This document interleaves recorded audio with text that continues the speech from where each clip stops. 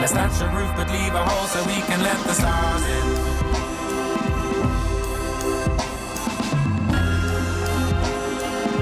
So they'll forever shine down on me. Blow and blow, but it will keep on standing. Up and up in vain. You're listening to WLPN LP Chicago 105.5 FM Lumpen Radio.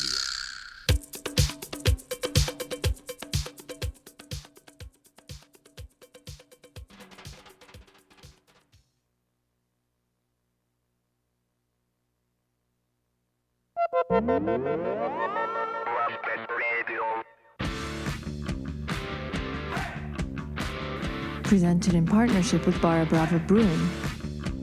This is Lumpen FC.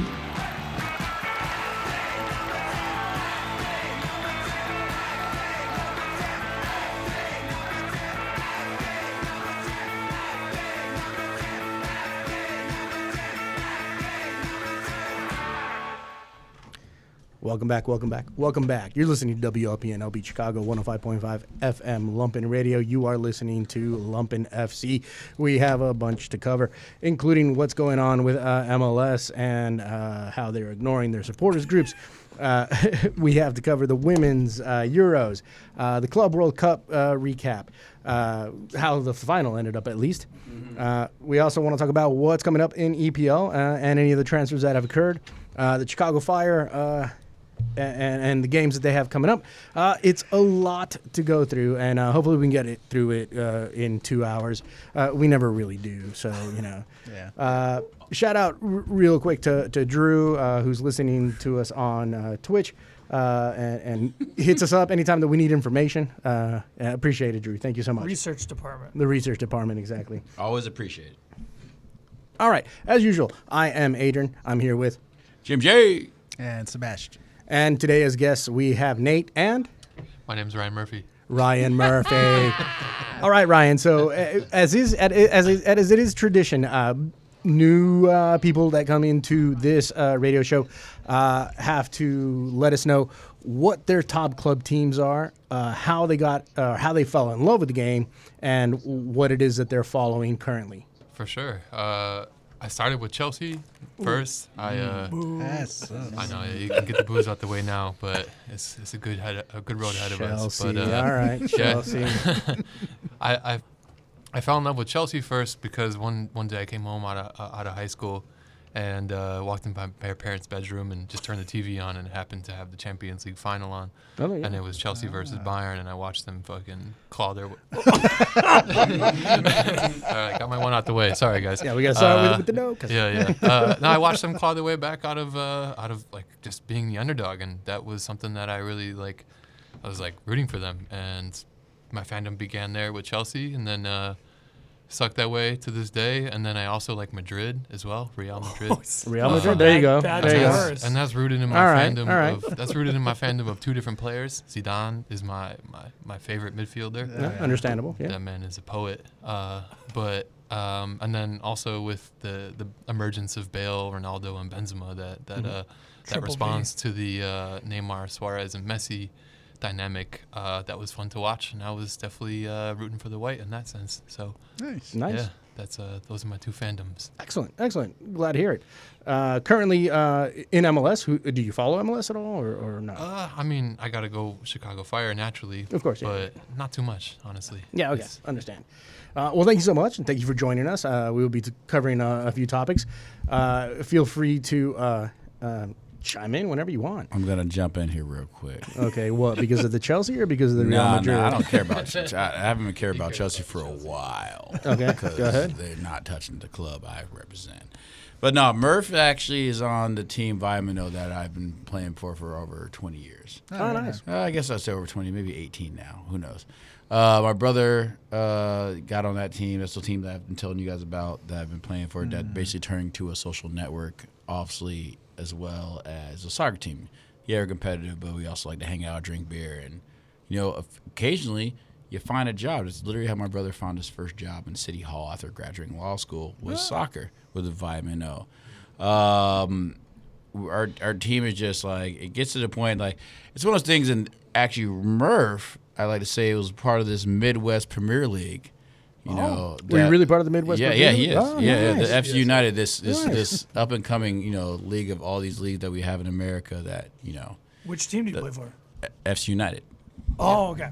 FC. So and there's, we can get in that subject another time, but like again, we're already here. Yeah. So Murph's already played. He got on that jam. He got recruited by these Midwest Premier League teams, Nice. which is funny.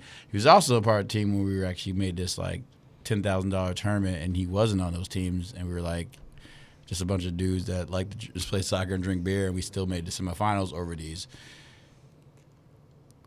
club teams that practice, right? So that was like one of my main things. I was Keep it like talking to clean. them. I was Keep like, it I was clean. like, oh, y'all practice all the time.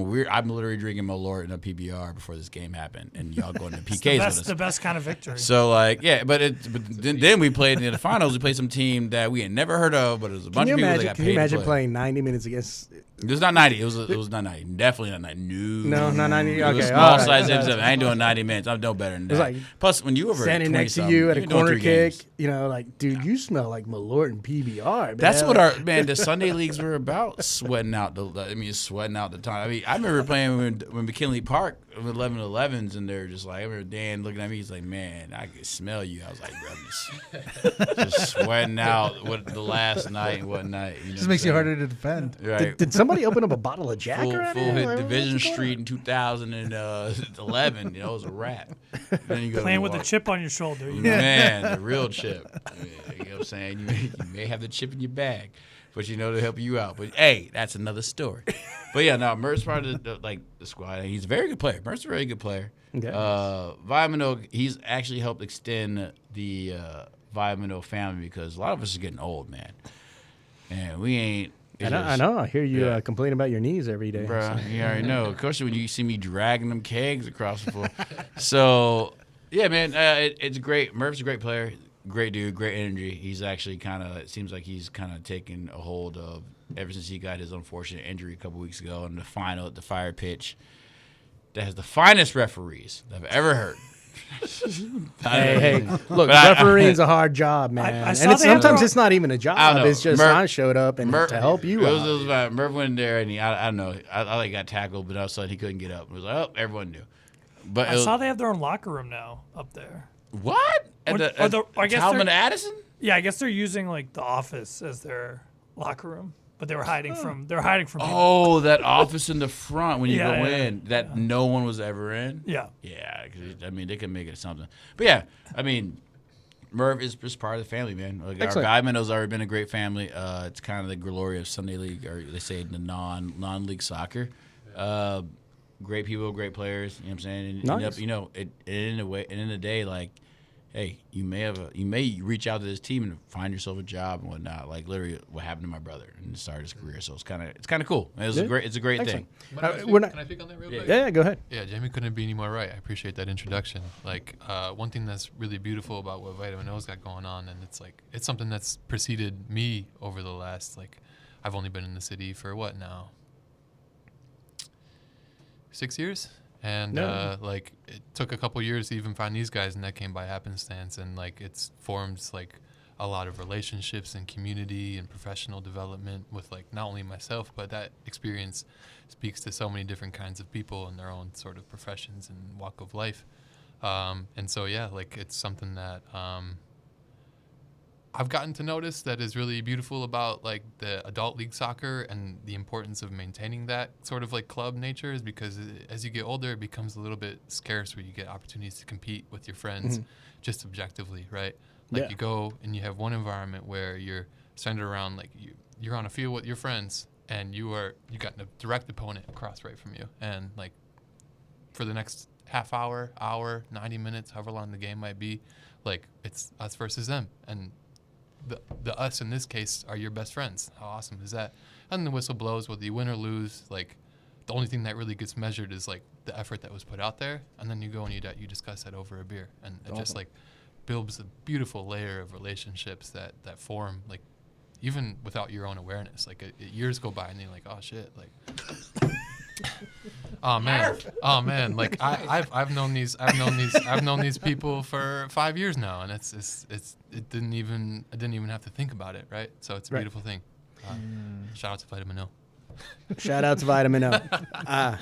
Excellent. Yeah, that's amazing. Yeah, you know, it's hard to find competition, especially at our age group. Absolutely, it's difficult to find a competition group. But speaking of leagues and other leagues in the United States, USL is now going to promotion relegation. If you were part of the Premier League, UPSL, right? How do you see the growth now, or the changes that have occurred in soccer here in the United States? Because we're going to be talking about MLS here in a minute.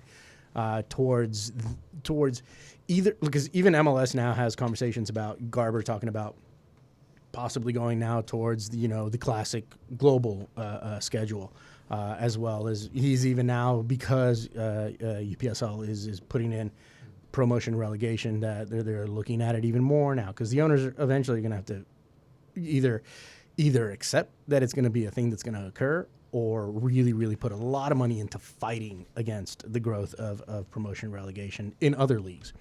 How have you seen in your career playing in the United States the leagues change? Keeping it clean. Yeah, don't cuss. You know,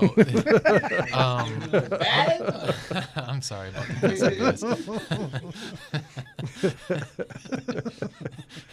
This might be one and done for me, but no, I think Make it worth it. You know, again, I'm sorry. I'll let Nate talk more about like the larger scope of the American leagues.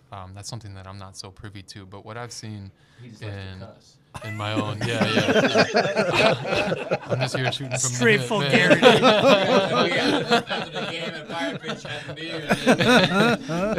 But to stay focused, like I think what I've gotten to really observe in my more like, I feel like I'm in the Farmers League, right? So I get to see it in the homegrown side of things, and what I grew up in Schaumburg, so I'm from the greater Chicago area. I played club and just like played all around the city and in the Midwest, right? And that was as early as 6 years old, and now I'm 30, so it's been quite a time. But what I've noticed in the last like 10 years, I'd say, is that like, and I don't know where it comes from. That's I think what Nate will speak on in a bit, but I've seen the influence of soccer become so much more mainstreamed, and there's a natural resistance if you've been in that for a little bit of while of like, you want to protect this thing, right? Because mainstream can ruin some stuff. We all like music. We know how that goes. But at the same time, like, you want to see this plant that you love so much grow and become bigger, and you can't get that without the support and love for it, right? So the more mainstream it gets, that starts to pour in. And I've really gotten to see in the more local and adult league circuits, like, people show up, man. People really show up, and you've got like ballers everywhere. Like, it doesn't matter if it's a Monday night, Tuesday night. Doesn't matter if you're playing at Fire Pitch or Humboldt Park or on the South Side. It doesn't make a difference. Like, ballers are everywhere, and that's just because people want to play. And it's like, this is such a beautiful game that you get to express yourself in so many different ways. Whether it's a hard tackle or a cool trick or a clean finish, like, you get all the opportunity to express yourself, and it's cool to see on a more local level that influence really starting to impact a lot of people from, elementary to people our age, Right. So it's cool to see that. As far as the bigger leagues go, I'm not so privy.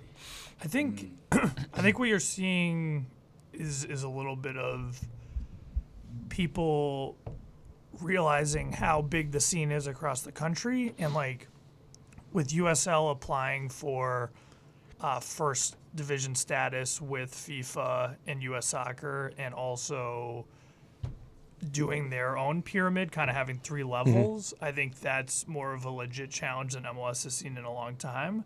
And I think it's easy, especially for Europeans or people in other countries, to say, oh, US Soccer doesn't have history. And it's just objectively not true. I think it's just not as linear. Right. So, like, we're talking about kind of Chicagoland here in that landscape. I mean, U.S. soccer has over 100-year history. Oh yeah, and there's if MLS were to accept there's it. established teams throughout. We'll just use Chicagoland as an example, like AAC Eagles, RW Adria, that came out of these kind of like what they would call like an ethnic sports club, and they've been around for a long time. They've competed in the U.S. Open Cup, all these types of things, and then you also have more youth-focused like Chicago Magic, other academies like that.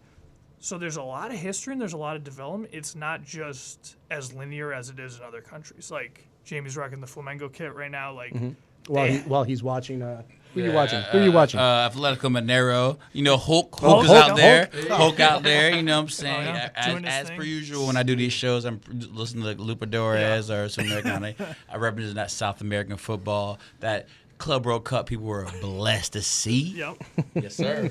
But like an academy like Flamengo is very famous and has all kinds of levels. And in the U.S., there's clubs with that level of history, academies with that level of history. It just may not be linear. And there's a recent example that really kind of is a sort of a very obvious example, which is the New York Cosmos. Cosmos, yeah, coming back. I mean, Pele played for them. Yep. They were around in the 70s. They were around in some precursor to USL, and now they're coming back and they're playing in New Jersey. And so a lot of fans worldwide know the Cosmos brand. It just hasn't been maintained the way it would have been in other places, but that doesn't mean it doesn't have history and it's not legitimate. It's just not, hey, this club was founded in 1892 and has been around since now. There's little stops and starts. People get relocated, or the ecosystem is a little more fractured where, like, the Fire have been signing kids who came from other academies like Magic, or I'm forgetting the other big one that's around here. So, and then MLS Next Pro. Like Soccer's. Yeah, exactly. So there's all these little bits of it. It's just not as, I started in the academy when I was 8 at Flamengo, and I went all the way until I was 16, at which point I transferred, and now I'm playing in Europe. It's not, and I think that's hard for other countries to understand. Yeah, it's a completely different way of doing things, basically. Yeah. There's no La Mesia here. There's no. And it's also more difficult to understand in that you could be a player that goes between all these different levels, but it's not like, I started at this club that's in League 2 in England, and everyone around the world kind of understands, it's the 5th tier, and then I moved up, or my team got promoted, or my team got relegated. It's like you bounced around to these different clubs in different leagues in the U.S. and Canada, and it's not an easy path to chart, even if it was one that was on the way up. And that's, and that's, I think, how soccer is worldwide, and that you see people who, maybe they're from Brazil, but they've played in Russia, in Armenia, in all these places, and that can be very hard. Like Hulk. Yeah, like Hulk, yeah. That can be hard for people to understand, but that's truly what part of being a global game is. Yeah. Since there is several differences in between what the global game is and how we view soccer here in the United States, or football here in the United States, that leads us to the next topic about the way the fan base and the ownership and the league work together or don't work together in some cases. Globally, the fan base is very much so a part and structure of the league, of the club for sure, because they are actually clubs. They're not franchises like they are here. We've run into some issues, especially lately, because of the way our country is currently in the moment, where the Latino, the Hispanic community has been basically asking their franchises to at least let them know where they stand in the current situation with ICE and deportations and in my opinion, kidnappings that are occurring, and MLS seems to be silent. I haven't looked into yet what other leagues are doing because only been able to concentrate.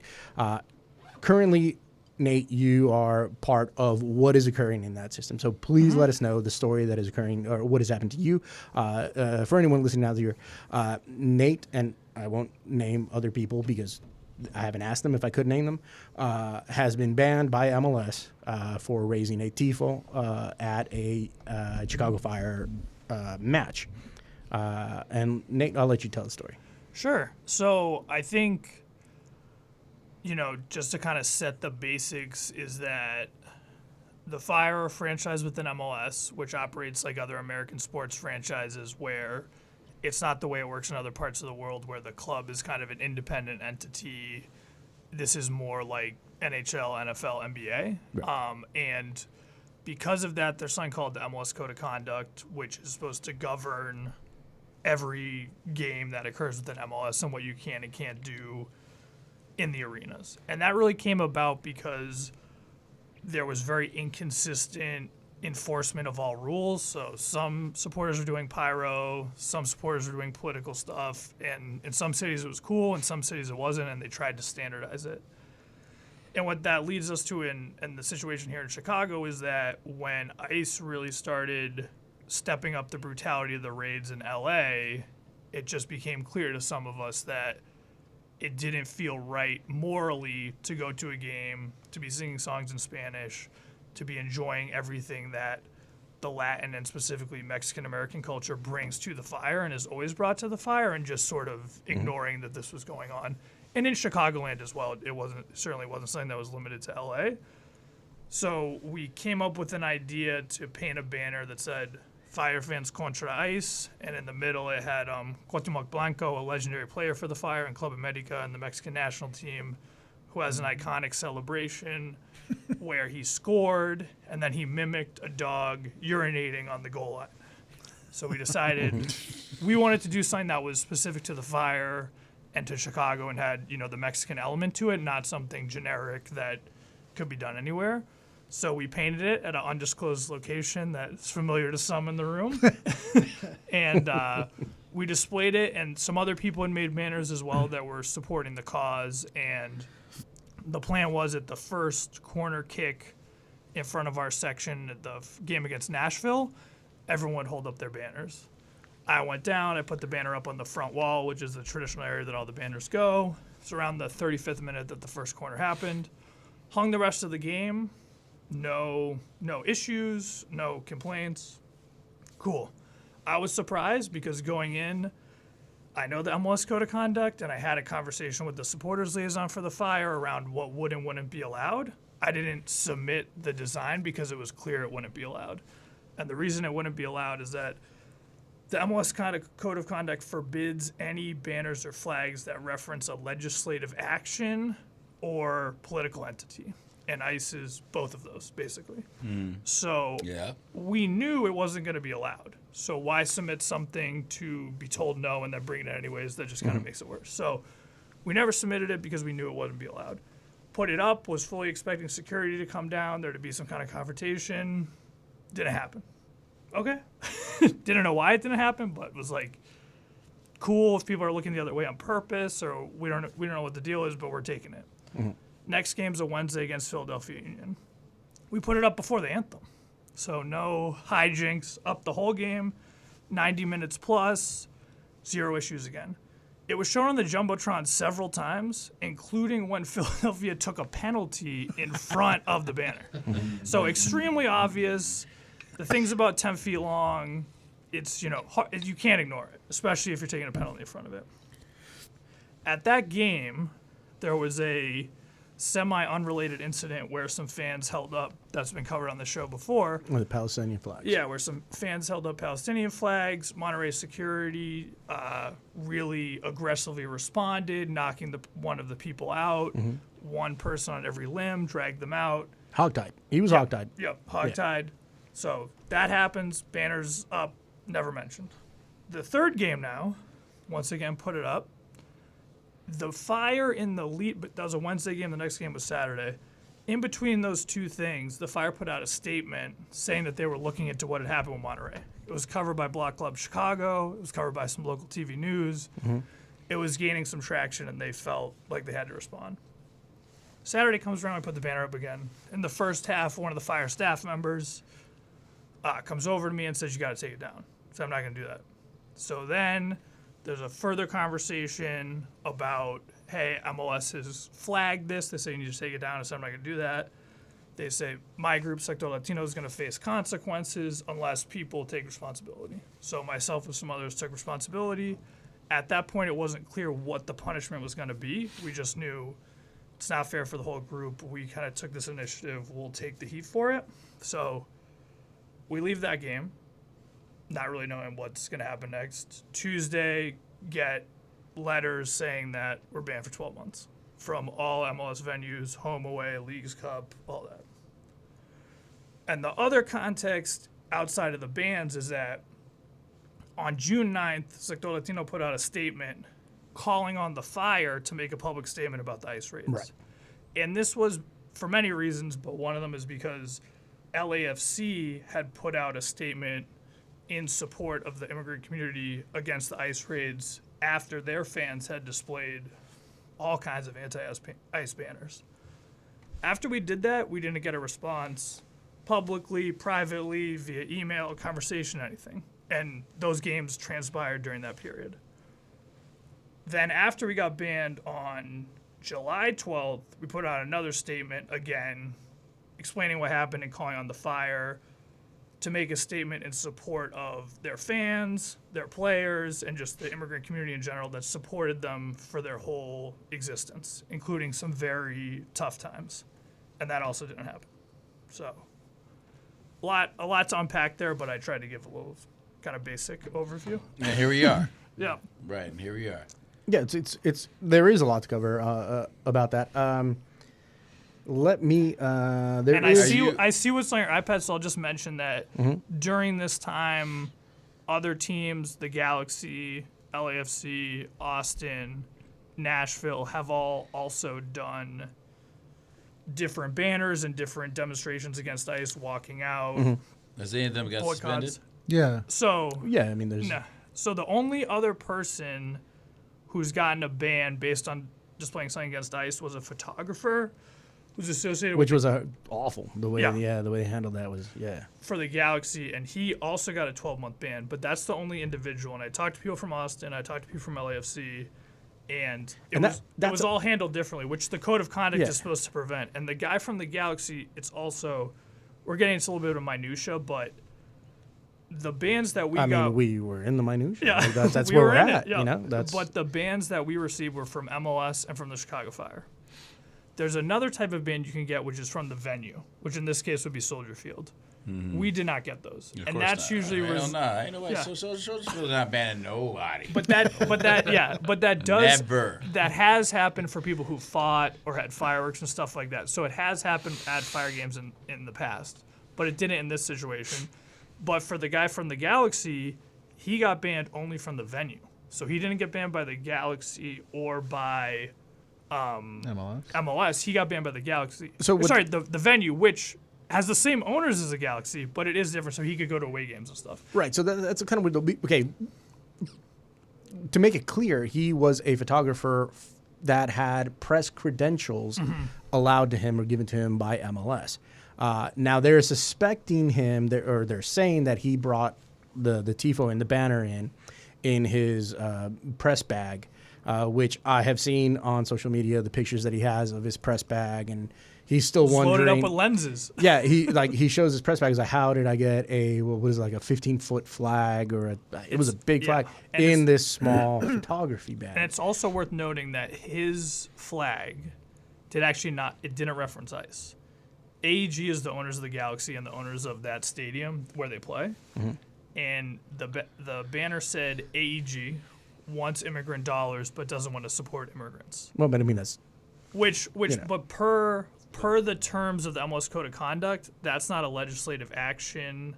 Political issue may be a little bit more murky, but compared to what we did and compared to the Austin fans or the LAFC fans, ICE was not referenced, Trump was not referenced. So, again, it's the whole point of the MLS Code of Conduct was to be consistent, and it's very clear at this point that the punishments and the actions are very inconsistent.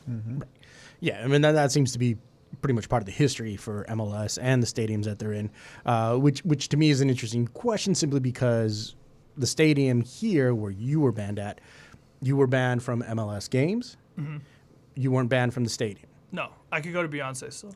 Okay, awesome. Yeah, we got to go to Beyonce. You got to hit Batman. But- Hey, System of the Down, System of the Down. Oh, so, all right. Whole season ticket right there. There you go. But I will say, the other piece of this that is a little bit different here in Chicago compared to LA or these other places is that and it relates to Monterey as well, is that Soldier Field is owned by the Parks District of the City of Chicago. Right. They are under the leadership of Carlos Ramirez Rosa, who's a former alderperson who happens to be a socialist. Happens to. Yeah, and who reports to Brandon Johnson. So that adds a different layer when it comes to some of these issues, because this is not, it's the equivalent of doing this at a public park versus someone's bar or nightclub. Exactly. And Exactly. They do it for a lot of shit, that's though. I mean, one of the questions that I have coming up here in a minute. We will have to go to break in just a second. We're right up against it. But this is very interesting, though, because it's leading to a lot of questions that Dan Garber, as the commissioner of MLS, has not answered and is trying to just stay away from the whole situation. We'll talk about that as soon as we get back. Thank you all so much for listening. WLPNLP Chicago, 105.5 FM, Lumpen Radio. We will be right back. so now you know what happened. Yes, Gomez Peña is back. The Mix Files are back in Lumpen Radio. Now, broadcasting from both San Francisco, Califas, and Mexico City. Acompáñenos.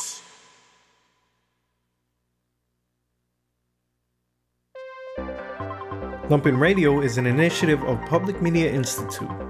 Public Media Institute is having its Subversion Summer Camp program from July 17th to July 27th. Subversion Summer Camp is a do-it-together series of gatherings open to the public and taking place in Bridgeport and around Chicago.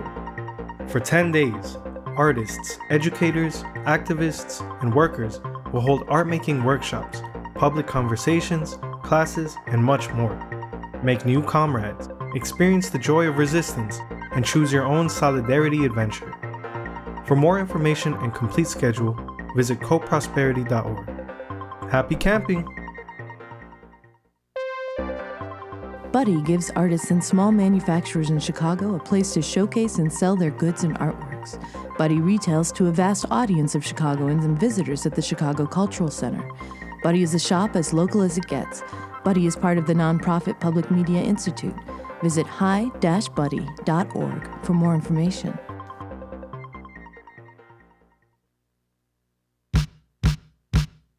Second promo. 30-second promo. 30-second promo. You've never heard anything like this before. It's postmodern talking with Bobby Kahn and DJ LeDuce. Only on WLPN 105.5 FM. 30-second promo. Welcome back. WLPNLP Chicago 105.5 FM Lumpen Radio. You are listening to Lumpen FC. We've been talking about the issues that are occurring right now between supporters groups and MLS. Let me start with a quote from Garber himself, who was at the All-Star game and was asked these questions about ICE and how MLS is going to handle, and if they're going to say anything about if they're going to support their fan base or if they're going to support ICE. MLS Commissioner Dan Garber, and I am reading this straight off of, I've got to get a reference, The Guardian, defended the league's ban on political signage from fan groups, but said that teams are allowed to make political statements in a press conference with reporters. And this was before the MLS All-Star game on Wednesday, which Messi didn't show up. And I think he was upset about that, right? Messi and Alba, per the terms, similar to the code of conduct. If you play for MLS, you're supposed to follow these rules, and one of the rules is you have to play in the All-Star game unless you have a legit injury. Messi and Alba felt like they were above the rules and they didn't play. But yeah, that's because they are. Yeah, exactly. And Miami as well. But the direct quote from Garber was, if teams want to make a statement, they can. I don't think any team should be required to. And I do think his hand was forced a little bit by LAFC making a statement, which allegedly they were fined for. But this, at least if you want to take, it's a press conferences during the All-Star game, but if you want to take it at face value, which if you're the commissioner of MLS saying this to the press, you would hope that it's somewhat legit in that way. And that to me says that the fire would not have the ability to make a statement. They've been called on by their supporters for a month and a half now, and they've remained silent. So this is not us making an issue out of something or asking them to do something that's so beyond anything they could imagine. This is something that they are fully capable and choosing not to do. And it's also, in the context of June being Pride Month, the Fire put out many posts profiling LGBT fans, which I personally think is great, but many people in the right wing, including the current administration, do not. Right. So if you're going to highlight something like a Pride Night profiling a trans fan, and then turn around and say, well, make a statement against ICE is too far, too political, it's just not adding up. Right. Not only that, I mean, the Chicago Fire, we're dealing with now with Wood, which is looking like about a 10-year-ish, 8-year-ish history with what happened with Nelson Rodriguez, which was basically like, I'm going to cut all of you out. Yeah. It literally coming in with a speech at the beginning of you're with me or you're not, or you're against me, period. Reminds me of someone else I know. Yeah, right. Exactly. And now we're dealing with this issue. And again, Chicago Fire with the new ownership. What was the last one? Hauptman, right? And a part of that, I think, as a supporter, it's an interesting balance. I'll just speak from my own perspective. Is that you've had a lot of experiences over the years that have been negative with the Fire and ownership, but you've also seen things change. And I think I'm someone who I can tell you from talking to other Fire fans, I don't have the most negative outlook. I certainly don't have the most bitter or jaded outlook. And there's been times where I truly did see the front office making progress based on the past. And then when something like this happens, you feel naive and you feel a little bit like you were hoodwinked. Yeah. And just to give an example that's concrete. You got my money back. Yeah, but to give an example that's concrete is for a long time the Fire had no Spanish language social media at all. Or promotion. A few years ago, once Mansueto took over, that changed. And it was a very clear pivot to start marketing more directly to the Spanish-speaking market and embracing that. Right. And that was, undoubtedly a step forward. So then when something like this happens, it's kind of like, whoa, was that truly just about chasing money? And now exactly. Well, has Mansueto well, come it's out one and of said those, anything?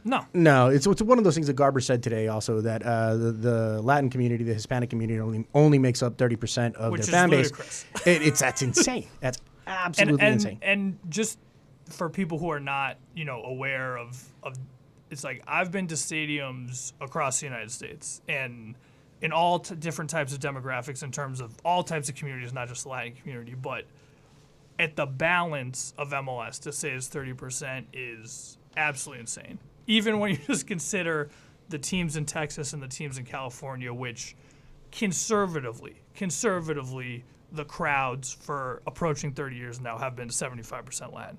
So just to say that is, and it's very clearly in service of what they're trying to do now, which is backtrack, make it seem like a niche issue or an issue that's not affecting their bottom line or affecting their core fan base when it's very much the opposite. Right. So what we're looking at this point is the way I feel about it, the way I feel about MLS, and this is nothing new. Everybody knows. MLS is basically I'm not going to say a money grab because I don't think they're actually making a whole lot of money. But the Fire certainly aren't. But they are pushing towards like, oh, we're going to sell you this atmosphere. We're going to sell you this type of global soccer community. But once you get through the door, that we're not going to allow any of that to happen. Yeah, and that's exactly what they have been trying to do for a while, even before Trump's second term started. Is that they want to cherry pick which aspects of supporters culture from around the world they have, and they want to exclude the parts that they don't think is desirable. But that's where I kind of have that question towards MLS and towards Don Garber. Now, keep in mind that Garber is a mouthpiece for the owners. The owners are the ones that actually run the show. Garber is a commissioner because he sits there and he does what he's told to do and says what he's told to say from the screen that we're not allowed to go behind. That's what commissioners are for. My issue being, and the point that I was trying to get to was, if you're trying to, even cherry pick, like, oh, well, we're going to pick this type of fan base, that type of fan base, it still is not anywhere near what an American fan base is. Right. So even if you're cherry picking, say, whatever, an Italian fan base, well, then you don't even know what you're in for, buddy. Like, if that's what you really want.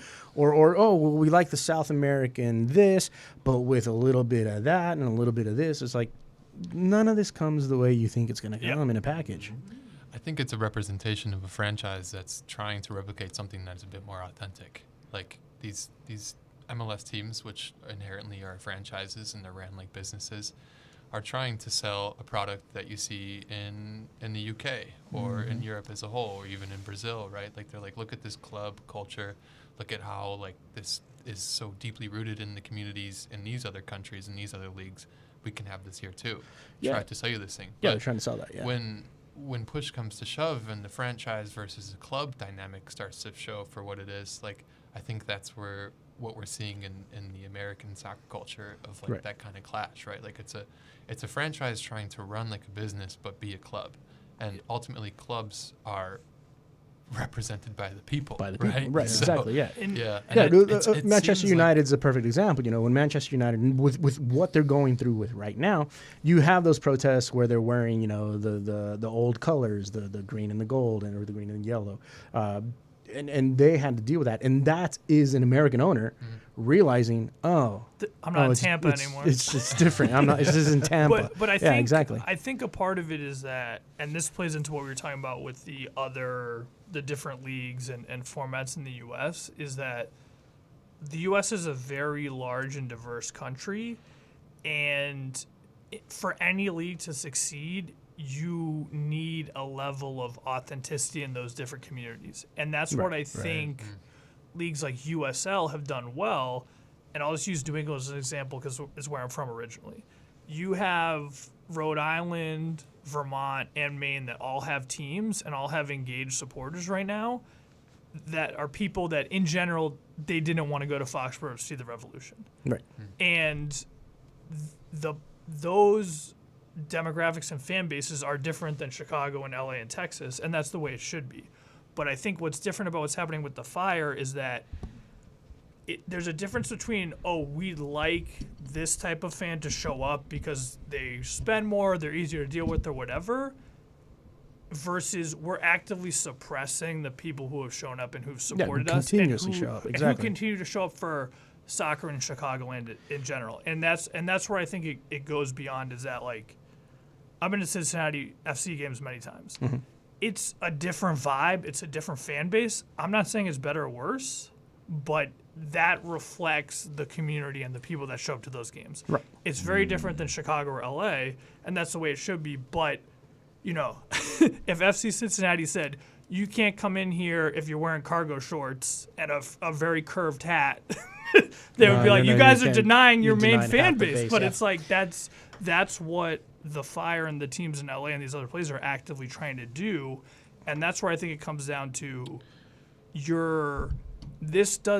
if you brought in consultants or whoever, it'd be like, you guys are alienating your major demographic, the major fan base. And I've seen all different facets of soccer in Chicago, except for the rec soccer side. I'm really bad, so I'm glad you guys are representing that. But like, and I can speak on that. Yeah, the people that are at what is it? The one at Wrigleyville where the Chelsea fans watch Greystone. Yeah, yeah. If you're at Greystone at 9 a.m. watching Chelsea, most of those people are not going to go to the Fire at 7:30. I've just seen it a million times. It's like it's a different thing. It's a different scene, and that's not bad. But the Fire are the amount of times I've seen them throw money at the Fire pitch, and people just they don't. It's just a different vibe, and the Fire never learned that lesson. No. Well, and if Joe Mansueto wants to light a bunch of money on fire, that's fine. But it's gone beyond that now, where you're suppressing your dedicated fans that are showing up all the time. Right. I got a WV161 over here, Pocos Pero Locos. MLS owners, they want to be NFL owners so bad. Some of them are. And some of them are NFL owners. But see, that's the thing, though. So there's that expectation from these franchise owners that, well, our fan base is just that. They need to be able to come in, shut up, spend a lot of money, and then leave. That's all we want from them. But the whole thing about, and it's and you're starting to hear it a lot more now, and it's funny because I'm hearing it from pundits more so. It's like, oh, politics out of sports, politics out of sports. That's great to say, when you're talking against the fan base, or you're saying, hey, fans, don't bring politics into sports. But when it gets rough, the first people that run to politicians are the owners. They get Congress involved. They'll tell the president to tell their employees to get back to work. They'll fight the athletic unions. So they're the ones that use politics the most. If you want a new stadium, that's a political movement. Yeah. I feel like that in the U.S. Yeah, and it's so rare. Like look at what happened in New York. NYCFC gets this beautiful stadium, or they got this proposal. They got the land. They got money to do it. And where did they get the money from? Education. They took it out of education to give a sports team a stadium. And even just to use an example directly from Soldier Field, is that forget what's on the flag or the banner or the drum.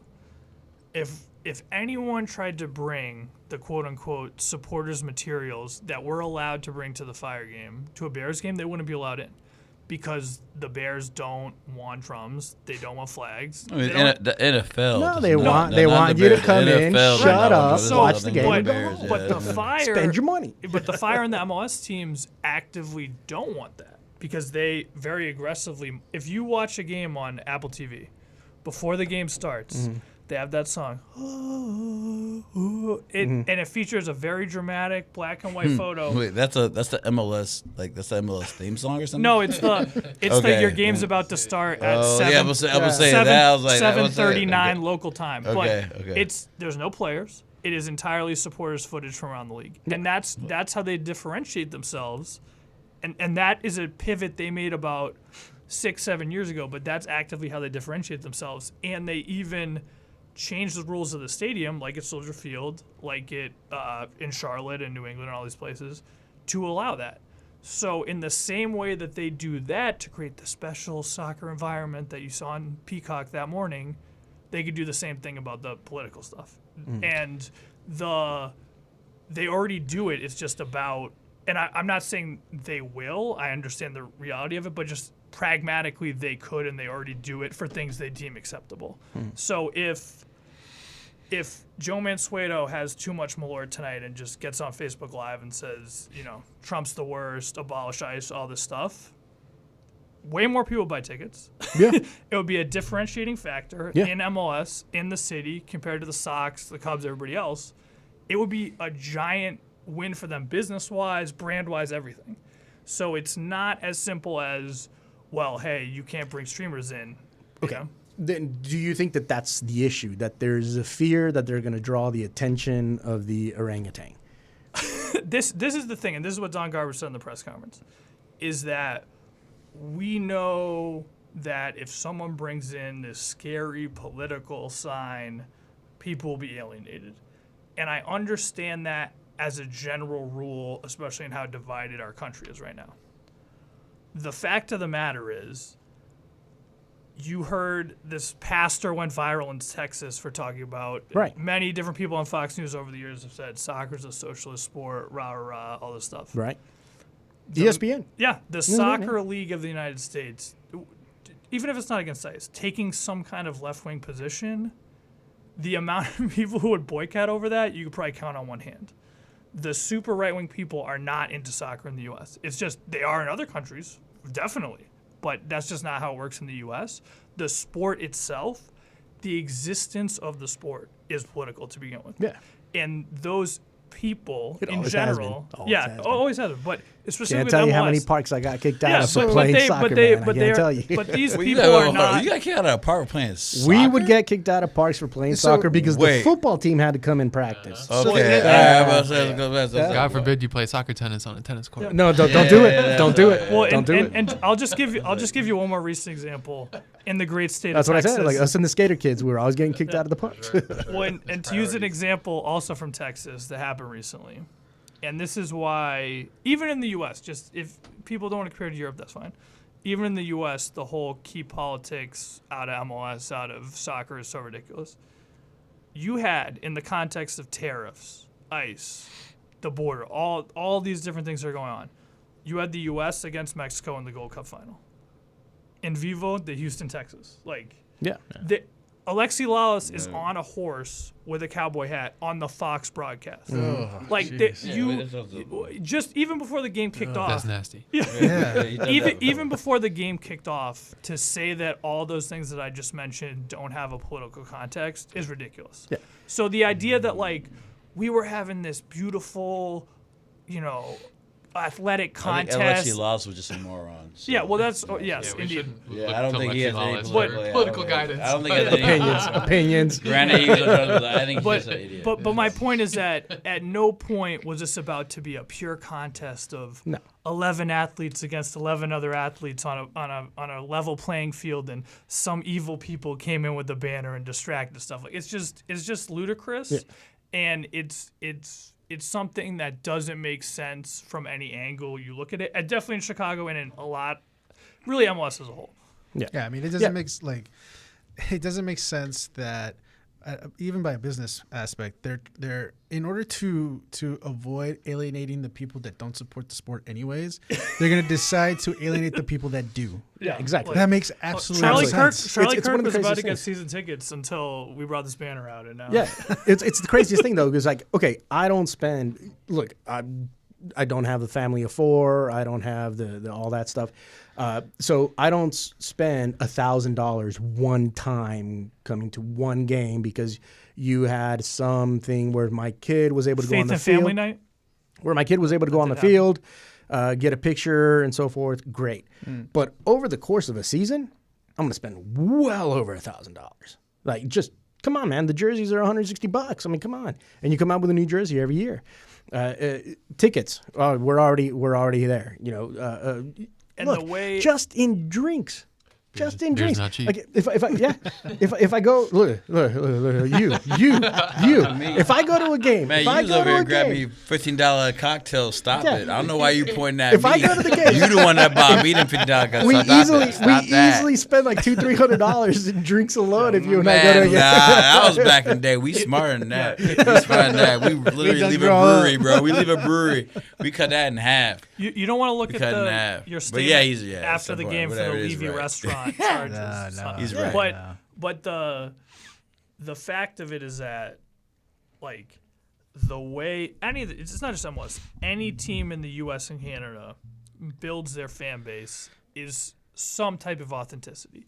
It can fall flat. It can be forced. It can be organic. Whatever that mix is, that's how you build the fan base. The point is that the Charlotte FC, the Cincinnati FC, the Miami FC experience should not be the same as Chicago. It's supposed to be distinctive. Yeah. And a part of that is the different immigrant communities in every area, or lack thereof, the different cultures that are interested in soccer, the different politics that are behind that.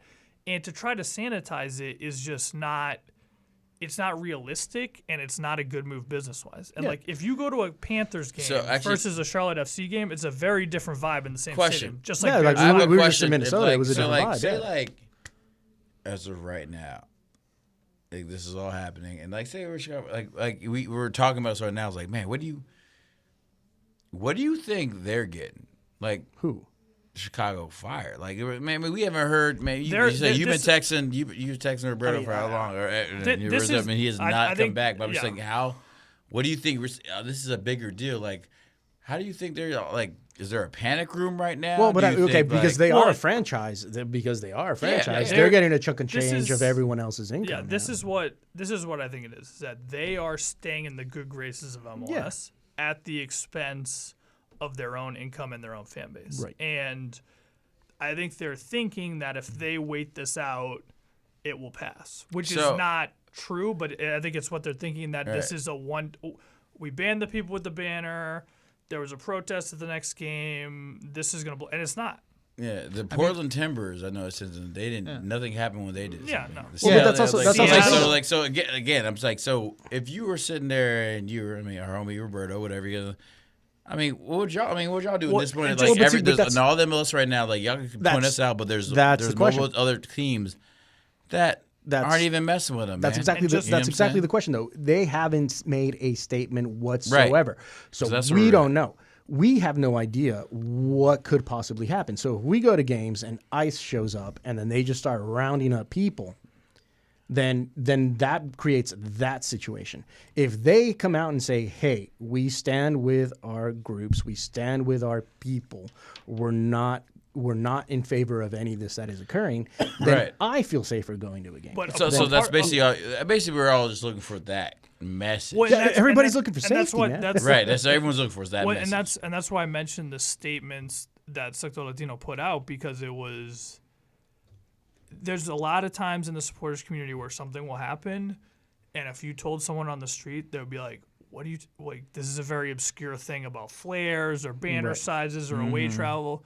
This is not that. People Right. understand this, and if you look in the comments on Chicago Fire posts, especially when they're posting about Mexican Heritage Night, people who have no connection to Sector, to any of us, are commenting, you guys are hypocrites, you just want our money. Like, this is not a obscure supporters thing. And I just want to mention for people who haven't been following the story or whatever, this was covered by Telemundo, by Univision, by Rolling Stone, nationally, a lot of people, by Block Club. So this is getting attention, and the reason it's getting attention is because people see Spanish language, English language, that this is something that is very relevant to soccer in Chicago, and in the Rolling Stone case, soccer in the U.S., and is being handled in a way that's very out of whack with who's coming to games and who's building up the atmosphere that they're making famous. Right. Do you think there's a challenge with the fact that MLS is the overarching body of the entire, like, every single franchise has to fall in line with MLS's Yeah, I code of think conduct? everybody And- has to. If and that exists in the Premier League as well. Any national league, you see that. But United States is unique in its own sense because it is, one, geographically huge compared to every other nation that you see in the Champions League. I And think that garnishes a lot of different demographics, and it's hard to really come up with a code of conduct that has such a wide yet so detailed umbrella that it fits into every single thing. And going off of Nate's point of every single experience that you want in MLS, whether you go to Portland or Dallas or Chicago, is supposed to be different because that's how we measure authenticity, right? And so in some ways, it kind of makes sense. Like, you might get away with certain things in Portland as you might And not that's the way it in used to be. Nashville, Yeah. right? And well, see, but that's the the essence of a perfect league. point because Yeah. we also, have wait, what's the MLS experience? Because even when he said Depends. that just made me like yo, we know I we're don't not. have we're- enough enough money to bring Messi in. But here, man. I couldn't know, but tell they you. said that it's like, what is the we're still the MLS. Like, I think that needs to be we're not top 5 in Europe. We're not. No, you're This not. Club World Come on, Cup man. thing is like a fan. Like, yeah, we're still the MLS, man. We still don't fill stadiums. We still the only stadiums that get filled are people that have no sports teams. To be honestly, in my And have opinion, smaller stadiums. and have smaller stadiums. But I think one. what are we doing? Yeah, I think one piece that I just want to mention, I'm not an expert. I haven't been looking at all the things, but I will say that I have not seen, doesn't mean it hasn't happened. Yeah, I have not seen any kind of anti-ICE demonstration from a USL supporters group.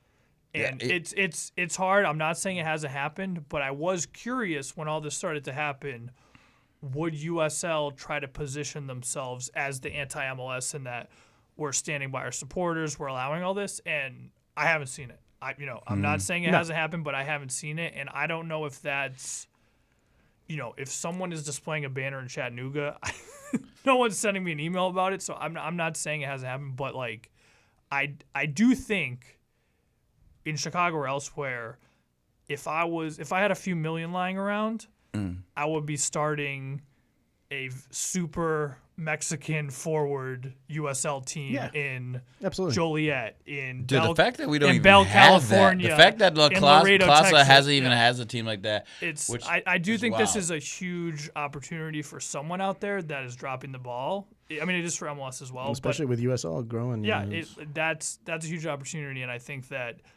especially with USL making these moves and trying to get themselves to the next level, this is the perfect opportunity for them to position themselves as not only do we have promotion and relegation, not only do we have teams in all these cities that are hundreds of miles away from Some of them have. MLS. Some of them have. You just want Colasa to go worldwide. Some of them have club That's ownership. literally what you say. You want But- Colasa to go and like one, the just United one, States. That's just what's one up. other piece for people who don't follow the MLS closely that I want to highlight because Don Garber's been front and center on this is that 2-3 years ago now, MLS and Liga MX formalized the Leagues Cup, which is a competition with Mexican teams and MLS teams, and it was, to me at least, it was very much an acknowledgement from MLS of, in a lot of this country, we're not going to beat the MLS teams in these markets. Club America, Chivas is always going to draw better in Chicago, in LA, in New York than our MLS teams. Right. So if you can't beat them, join them.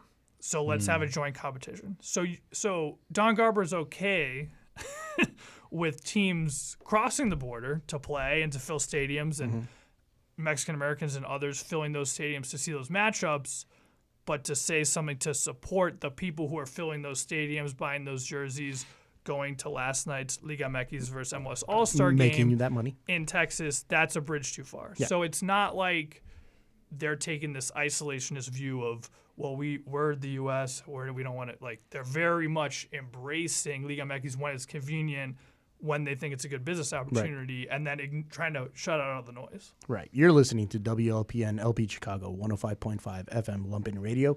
You're listening to Lumpen FC. Yes, sir. How's the score going?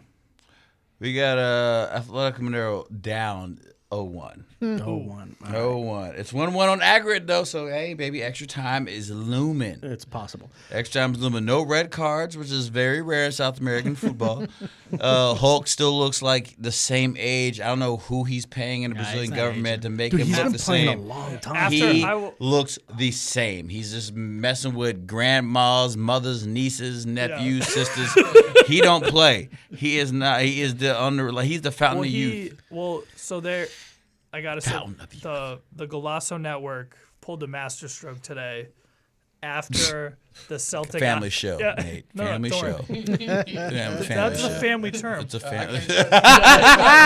No, it's different strokes, not family strokes. No, I said wait. I meant to say masterstroke. It was. That's even worse. I can't.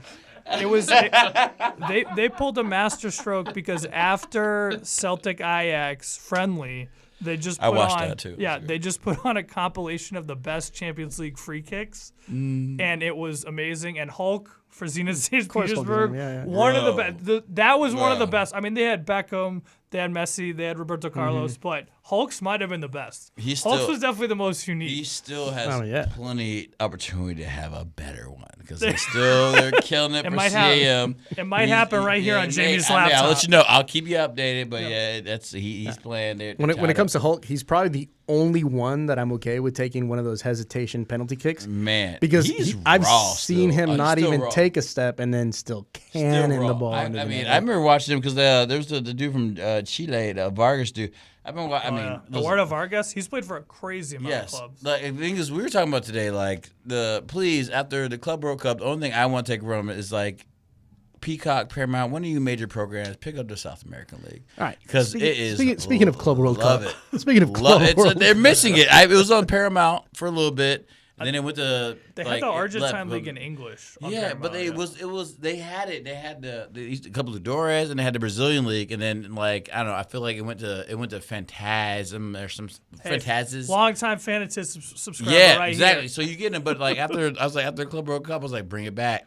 Yeah. Bring it back. You see it. You see the South American clubs, There you man. go. First off, they care about everything they do. Everything they do. Mostly. Because, I mean, it's life or death when you play. You could bitch for the rest of your life. But, like, it's good soccer. It's good soccer, man. We laugh about motherfuckers getting dragged down. People getting dragged down, double no, cleated. it's fine. I like it. Double cleated, I like getting it. I yellow like it. cards. Some of the yellow cards down there It's- would be multi-game Oh, suspensions. but Nah, is this is Botafogo still football. owned This is by the football. American homie? John Texter, oh yeah. Let's go. John Texter's out there in his Let's cowboy go. hat, going That- crazy. it's pure. It's great. First off, it's great talent, and then of course, and then the flopping is crazy. But we've been flopping for a long time. I think Beautiful game. In general, I will always recommend a Sudamericana or a Libertadores game to Always. anyone. But there is a level of the hijinks where it really starts to detract. Man, hey, I don't know. them local The dark Brazilian arts. games get wild. Those The dark local arts Brazilian are games- real. The dark arts one, are real. one other quick note about the broadcast, and I'm gonna tie it back to the whole thing with us real quick. They after we got banned, a lot of people wore black in support, and they also didn't chant for the first 15 minutes, so it was very silent in the stadium. And a lot of the shirts had like said Sector Latino, and then there's a line through Ice Cube. And Apple TV was like, we can't show this under any circumstances. And they did very awkward camera angles to not show the supporters cam. And in a great MLS corporate moment, before every game, you have the Lowe's Home Improvement supporter cam that shows the supporters from whatever the home team is. They canceled that, and the Lowe's Home Improvement supporter cam was just random people in line at the fan shop for that game. There you go. Now, I contrast that in South America. Look at people giving us more money. If something happens, they're like, we're locked in. They will show the police beating people up.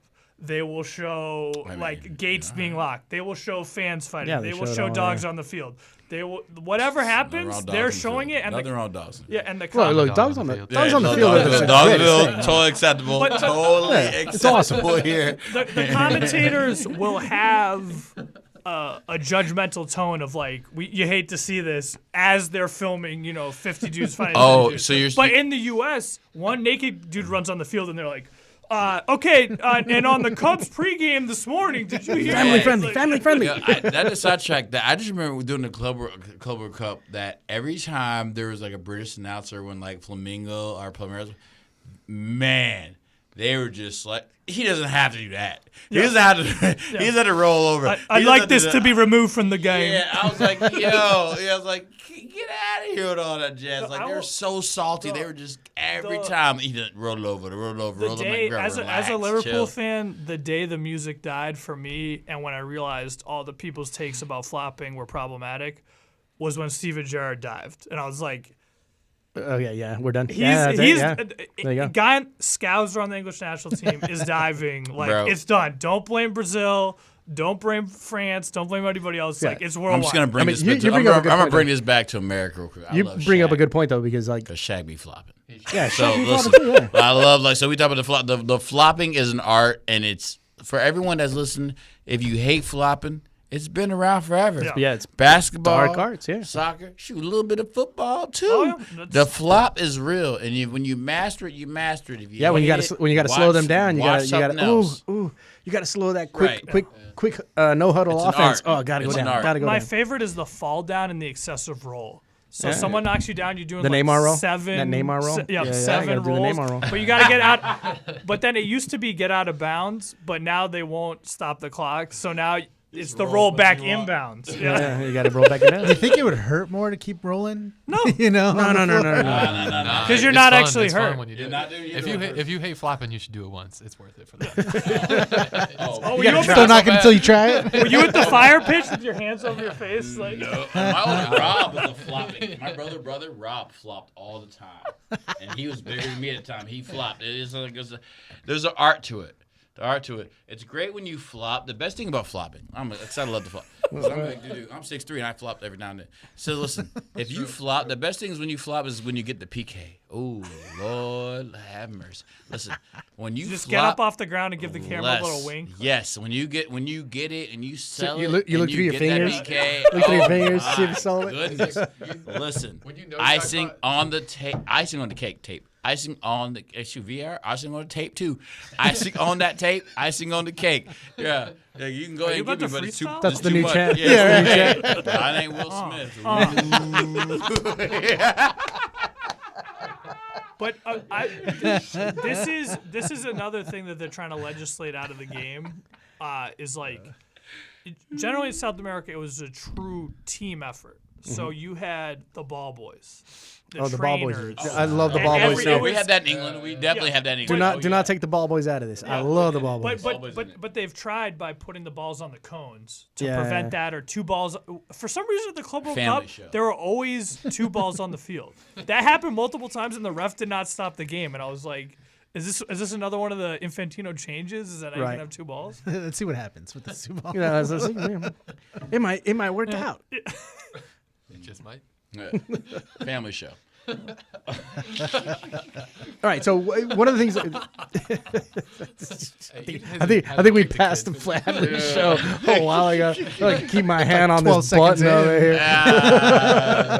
I just want to say Jamie got away with 3 swears that went past you. When today? oh, yeah. No. I No, haven't heard any. It was one. It was one. Did you? It's too late now. It was one. It was elaborate. It wasn't. It was a full blown. It was mumbled in. It wasn't. I mean, It so was- like, again, it the was fact half that radio Nate was edit. just like, listen, Jay. I was like, yeah, we're good. We're gonna keep moving because. All right. Well, the next time that happens, somebody can go. Dark arts right there. Yeah, exactly. Oh, yeah, exactly. yeah, I combined it with normal English, and y'all didn't understand it, so it's all good. You know what I'm saying? And if it flopping was only top. if it was blatant, if I said bleep bleep, it wasn't. It was like you would have noticed that, Adrian. Why are you even trying? I mean, Why are you even trying? I'm not even trying. I am not trying. I'm emotional. I'm getting to It's it. a All right, spirited show, let's- you know. Just wait till 2 weeks and we do the season, the episode before we get into the EPL. That's coming up. Yeah, it's coming up. EPL's coming up. But before we get to EPL, That's the next. let's cover what has happened in World Cup. If you guys want to cover that with that final, because we didn't cover the final before that occurred, what do you guys think about the way that ended up? Now, other than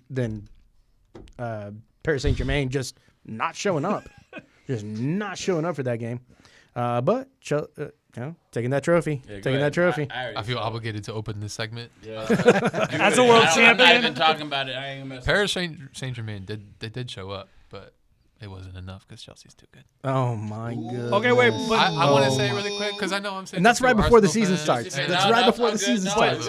I got a Chelsea fan over here. It's all good. I know I'm in deep waters over here because I got an Arsenal fan to my right and a newly discovered Liverpool fan to my left. yeah. And another Liverpool fan. Man, you Oh, might man. over here. Premier League We here. champions. We in here. You're not gonna get out of the pressure. Don't worry about it. It's gonna be a good year for us, man. I think that's a good representation But- of like Chelsea. They have a history of this. They show up against the good teams and they know how to get some wins against big teams. And you know you can always throw the arbitrary comment of like, well, they didn't show up. Well, that's their problem.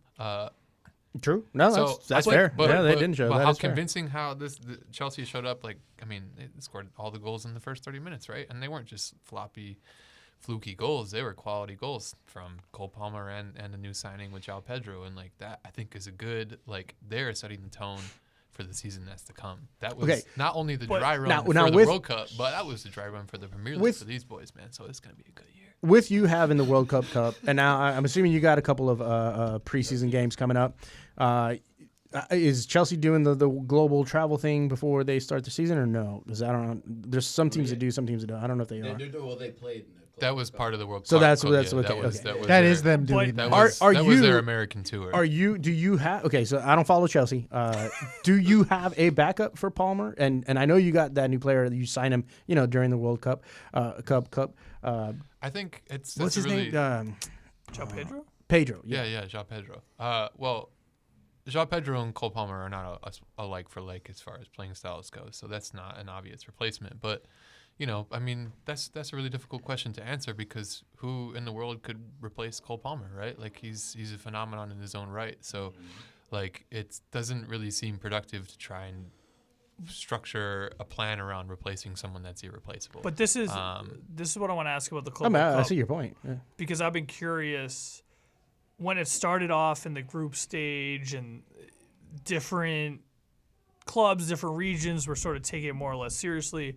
And then seeing how far Chelsea went, I was wondering, like, as a Chelsea fan, with them playing the most games possible, essentially, do you think that's going to hurt you come the start of the Premier League season?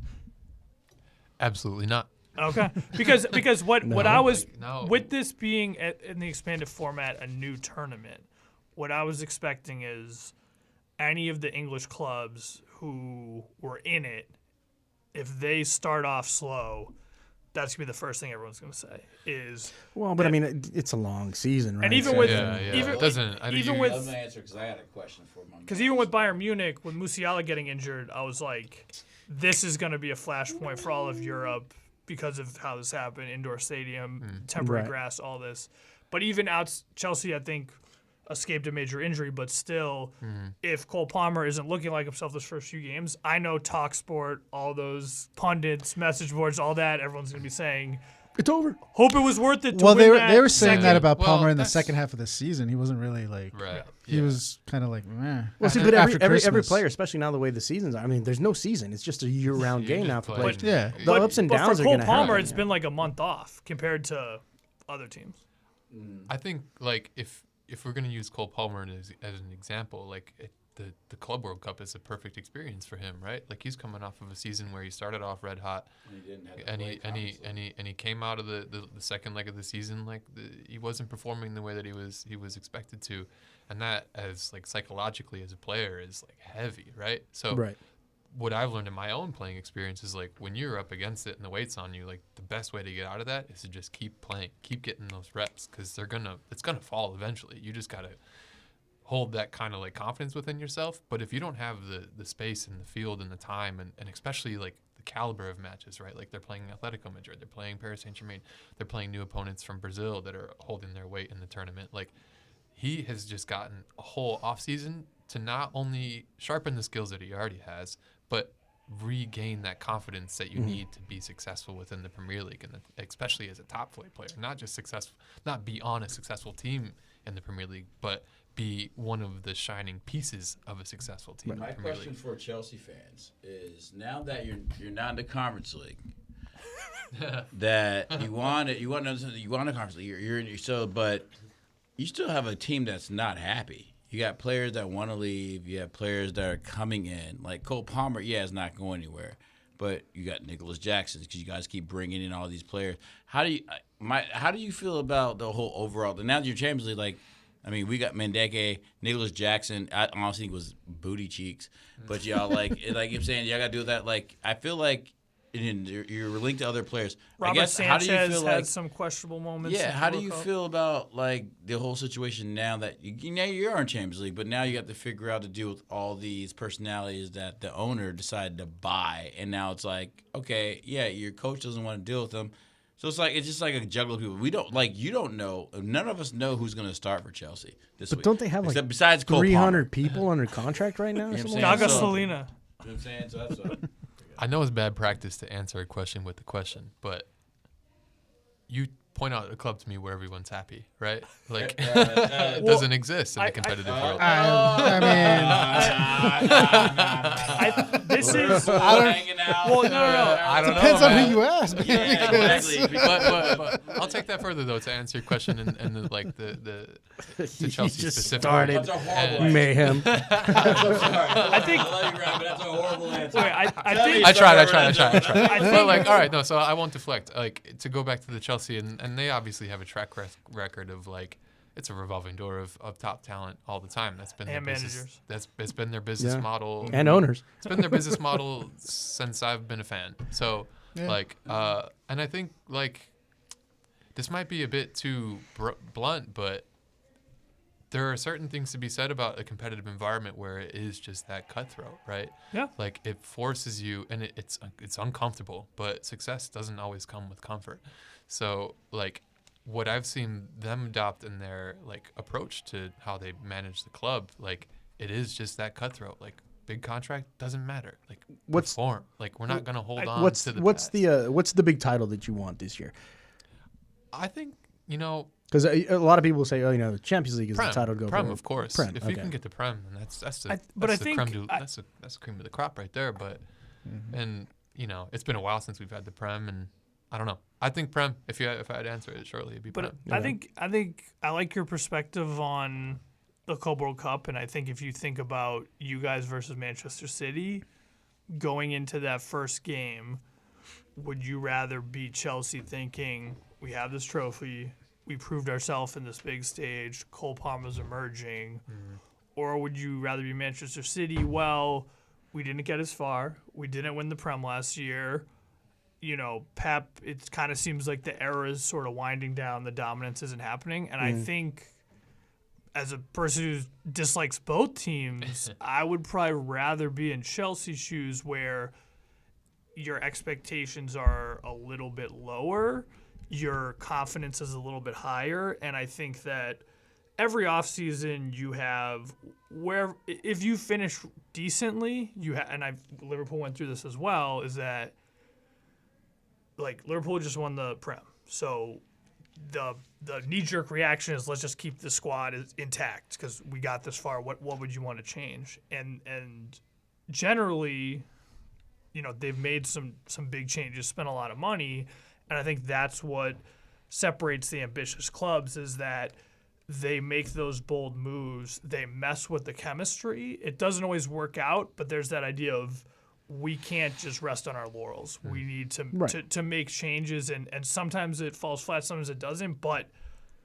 the teams that are able to succeed, they can miss on 2 to 3 signings at whatever euro amount, pound amount it ends up being and still succeed. And then the clubs that don't succeed, they don't get the mix right. They change too much, they change too little, and then end up in a worse spot. Yeah, I mean, changes are always an issue, and I'll ask you the same question too. I mean, you do have champions as well. What's if you can only go for one trophy? Which one's the one you're going for? Champions League. Champions League. Yeah. Is there a I don't know if there's one whole trophy for the quad. I guess not. I guess it's for individuals. No, you just win the quad, buddy. Yeah. You think you're going quad this season? I don't think we're going quad. I feel like every team. Well, not every team. That's exaggeration, but I mean, every team. Like I'm saying, for it. every team is going to want to get every trophy, right? That's just part of the competition. But I think it's impossible, to be honest. Yeah, It's in the modern very calendar, this is the thing, and Klopp got panned for it during his whole stint. He will put out a B squad in Carabao and an FA Cup. And it was a very blatant strategy, and people in England hated it. Yeah. But it more or less worked, and I think that physically, 11 humans hate it when he took the title. Exactly, 11 humans are not going to be able to be your starting 11 in all those competitions. It's impossible. And so no squad on earth, even take financial fair play out of it, has the depth to rotate in the way that you need to win all those competitions and not suffer. And I think that no coach is ever going to say it in a press conference. No owner is going to ever say it. But they have some meeting in the back room, and they say, listen, Carabao is for the youngsters, FA Cup is for the youngsters, we're going Champions League, Europa League, whatever. Yeah, I mean, I'm sure there's a meeting at the beginning of the season where the owner sits down with the managers, all the front office, and this is what we're shooting for. This is what our I think that's our marketing team wants us to push for, and they're going to push. They're going to set up their marketing in that aspect. About the different clubs' history is like Liverpool has such a storied history in the European Cup, now the Champions League, that I think most Liverpool fans accept going for that as the main goal because it's part of the club's heritage, and that if you look at the amount that we've won, to win 7 puts you in a pedestal that's very, very rare air, and that when you see Barcelona with the 5 on their shirt sleeve, you're kind of like, whoa. and that I think is, whereas if you're someone like a Manchester City, winning that first one was a huge hump for them to get over, but now they're not necessarily, they're probably known more for the Premier League, right? So going into this season when Pep's having that same meeting, they might be saying, oh, let's just focus on Premier League. And then if you're one of these other clubs who've been in Europa, I'm trying to remember Conference League versus Europa off the top of my head, but just teams like Brighton, like Forest, like Villa, you might be saying, hey, push comes to shove, we're probably not going to finish first in the table of the Premier League. But if we can push for Europa, we can get silverware and our fans would love it. And that's what I think is cool about these formats overall, is that it's not just a few horses in a race. There are other ways to succeed in a way that your fan base is going to be happy about. Yeah, I'm all for there being a bunch of trophies to go out there and shoot for, but when you are one of those clubs like Liverpool, like Arsenal, maybe Chelsea, definitely not. Definitely not. I'm not gonna put Manchester United in there. Definitely not right now. That can shoot for a couple of trophies, right? They can, you can get. You guys have been winning trophies. Bro, the qualification to start like weeks ago too. Like I'm looking at Foot Mob, and it was I was waiting for him, please just have this on Paramount or something. I just want to watch this rather than not watching what's anything. the deal with them not being on? It's very odd. God, man, all this a bunch of qualifications. It's the last week. They show them in the last week of it's like Europa and Champions League and Conference League. All there's qualifications, and they won't show them until the bitter end. what do But they it's have like to there's lose? nothing else going on. Let Show us see 'em. Shelbourne. Yes, let me see the man that they just pull behind the kitchen to play goalie. I don't care. Yeah. Which we have does nothing to happen. watch. Which does But- happen. We have But nothing to watch. But Manchester United is another one that I think does have that kind of history with Sir Alex and the whole we're going to knock Liverpool off their perch. Then And now it's like, so if I'm in the Manchester United back room, I'm saying we got to go for Prem and try to establish that and keep Yeah, it. No, no, I would rather when go it for. when it comes to Manchester United, it's like, look, personally, my point of view on Manchester United is get me a top 6. Yeah. That's all I'm I looking mean, a for building this season. block, yeah. Get me a top 6. If you finish again in the bottom 5, bottom 6, then you're not doing your job, and ownership has to really think about. And look, I got you. the 40 billion that they're looking for is never gonna happen. Not even Wait, the Saudis. excuse me? Yeah, they're looking for a Did you just say ridiculous. 40 billion? Yeah, they're looking for a ridiculous amount of money from And Manchester what, United. and, what Wait, the, for what? and what the Glazers have to understand is that in I mean, this it's not gonna happen. A buyout? no that but in Yeah, in, that's in, how much. That's how much. in this era, like your legacy is compromised every season that you don't do what your legacy was built on. And what I mean by that is Are you talking about the Glazers though? Because their legacy is basically just no. running I'm this team just into talking the about ground. I'm talking what they have to understand about Manchester United, Oh, and that if 15 years ago, if you were in Manchester and you said, "Hey, I came over from Rhode Island and I'm a Manchester City fan," they would be like, "Are you on drugs? Like, what is going on?" Like, they were a non-factor. Like, it was the local rival, but in terms of prestige, it was a non-factor. In that relatively short period of time, in terms of English football, the tables have totally been turned. And 15 years ago, it wouldn't have been 40 billion, but whatever that equivalent in dollars or pounds was at that time, Manchester United was that prestige club. That's not the case anymore. And you every year, especially when you're as global a club as they are, little kids in Thailand and India and the U.S. are not buying your kits anymore. They don't know who David Beckham is. They don't know who Sir Alex Oh, is. but that's what I was. That's what I was saying years ago, Sebastian. Remember, where like, look, what the Glazers are doing with this team, players are not going to want to come here if they keep this up. Yeah. Then managers are not going to want to come here if they keep this up. And then they kept doing the same thing. They kept taking money out of the club. They kept ignoring the issues with the stadium. Yeah. And I was like, this is just going to go downhill from here. And here we are in 16th place. And I think even- is Yeah, where but we didn't you finished. guys like make like the second most revenue out of all the Right. teams in EPL? You guys are still making a ton of money out there but in it's the world. all- You're still but it's- popular as hell. Yeah, but this is the thing Revenue's is- great, but I'm not looking for revenue. I'm looking but for a it's not- trophy. but Yeah. and this, Yeah, but and no, this, it's and two then- different things. And there's there's so many examples of this across the world, but two that I'll highlight really quickly is that I mentioned Manchester City. Chelsea was the same way before Abramovich and before Mourinho and all that. It was not seen as a quote unquote big club in England because they didn't have a historically big fan base like a Leeds, like a Newcastle, things like that. What's happened in that time since Abramovich bought Chelsea is that Chelsea started to do really well. Yeah. Teams like Leeds and Newcastle got relegated, and they weren't relevant outside England anymore. Yeah, it was also saying if Abramovich brought one of those other teams, they would have been the relevant ones. Yeah, you know no, what I'm saying? absolutely. Just because of the lays of the land. And you know the what I'm saying? other example At the is time. I remember getting my brother a PSG Pauletta jersey, and it was like that was okay. the Ronaldinho era of PSG, but it was a bigger club in France, founded in the 70s, but it was Copper not. R9. Yeah, it was Ronaldinho not. Goat. It was not a global powerhouse. It was not someone who was going to beat Italian clubs, English clubs in the Champions League. If anything, Marseille was better at a certain point, but it's like that's changed, and now PSG is a global brand. They've won a Champions League, all this stuff, and that sort of resting on your laurels just doesn't work. Right. Season to season, okay, if you're Manchester United, you've built a very strong brand, but that now if you think about at a global level, those people who are buying that stuff and are invested in it, if you continue to finish in a way that you have been, it's going to start to fall off. And, Right. we talked about the Cosmos similarly, like you got to establish it. You can't just go on hiatus for a while and expect people to just, keep up with you. Fact. Yeah, but I mean that's the thing of building those types of clubs where it's a continuous process. Real Madrid, Barcelona, or granted it's different leagues.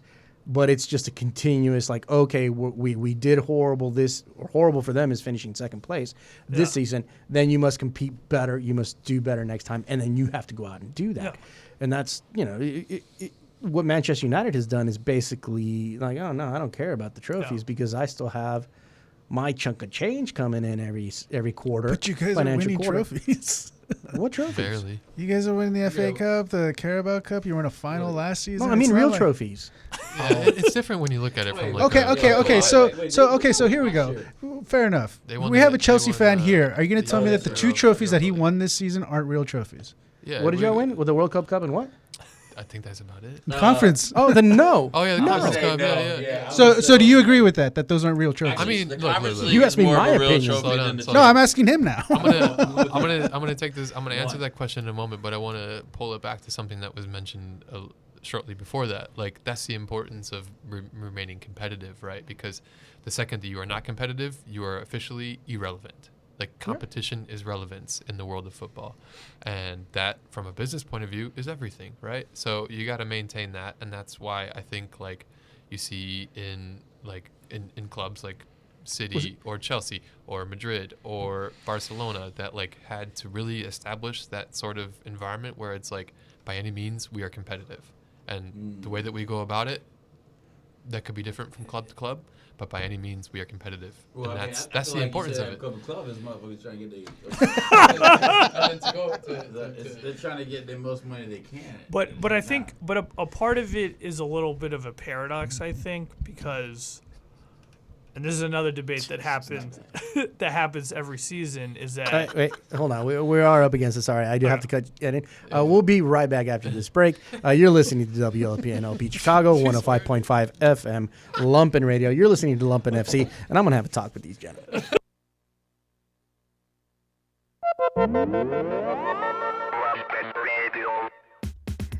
This is Sadie Woods, and I'm bringing you Gridlock Sound Lab, Rush Hour Radio featuring house, Afro-Latin rhythms, world beat, disco, funk, soul, electro, and indie dance music. Gridlock Sound Lab, first and third Fridays at 4, only on 105.5 FM, Lumpen Radio.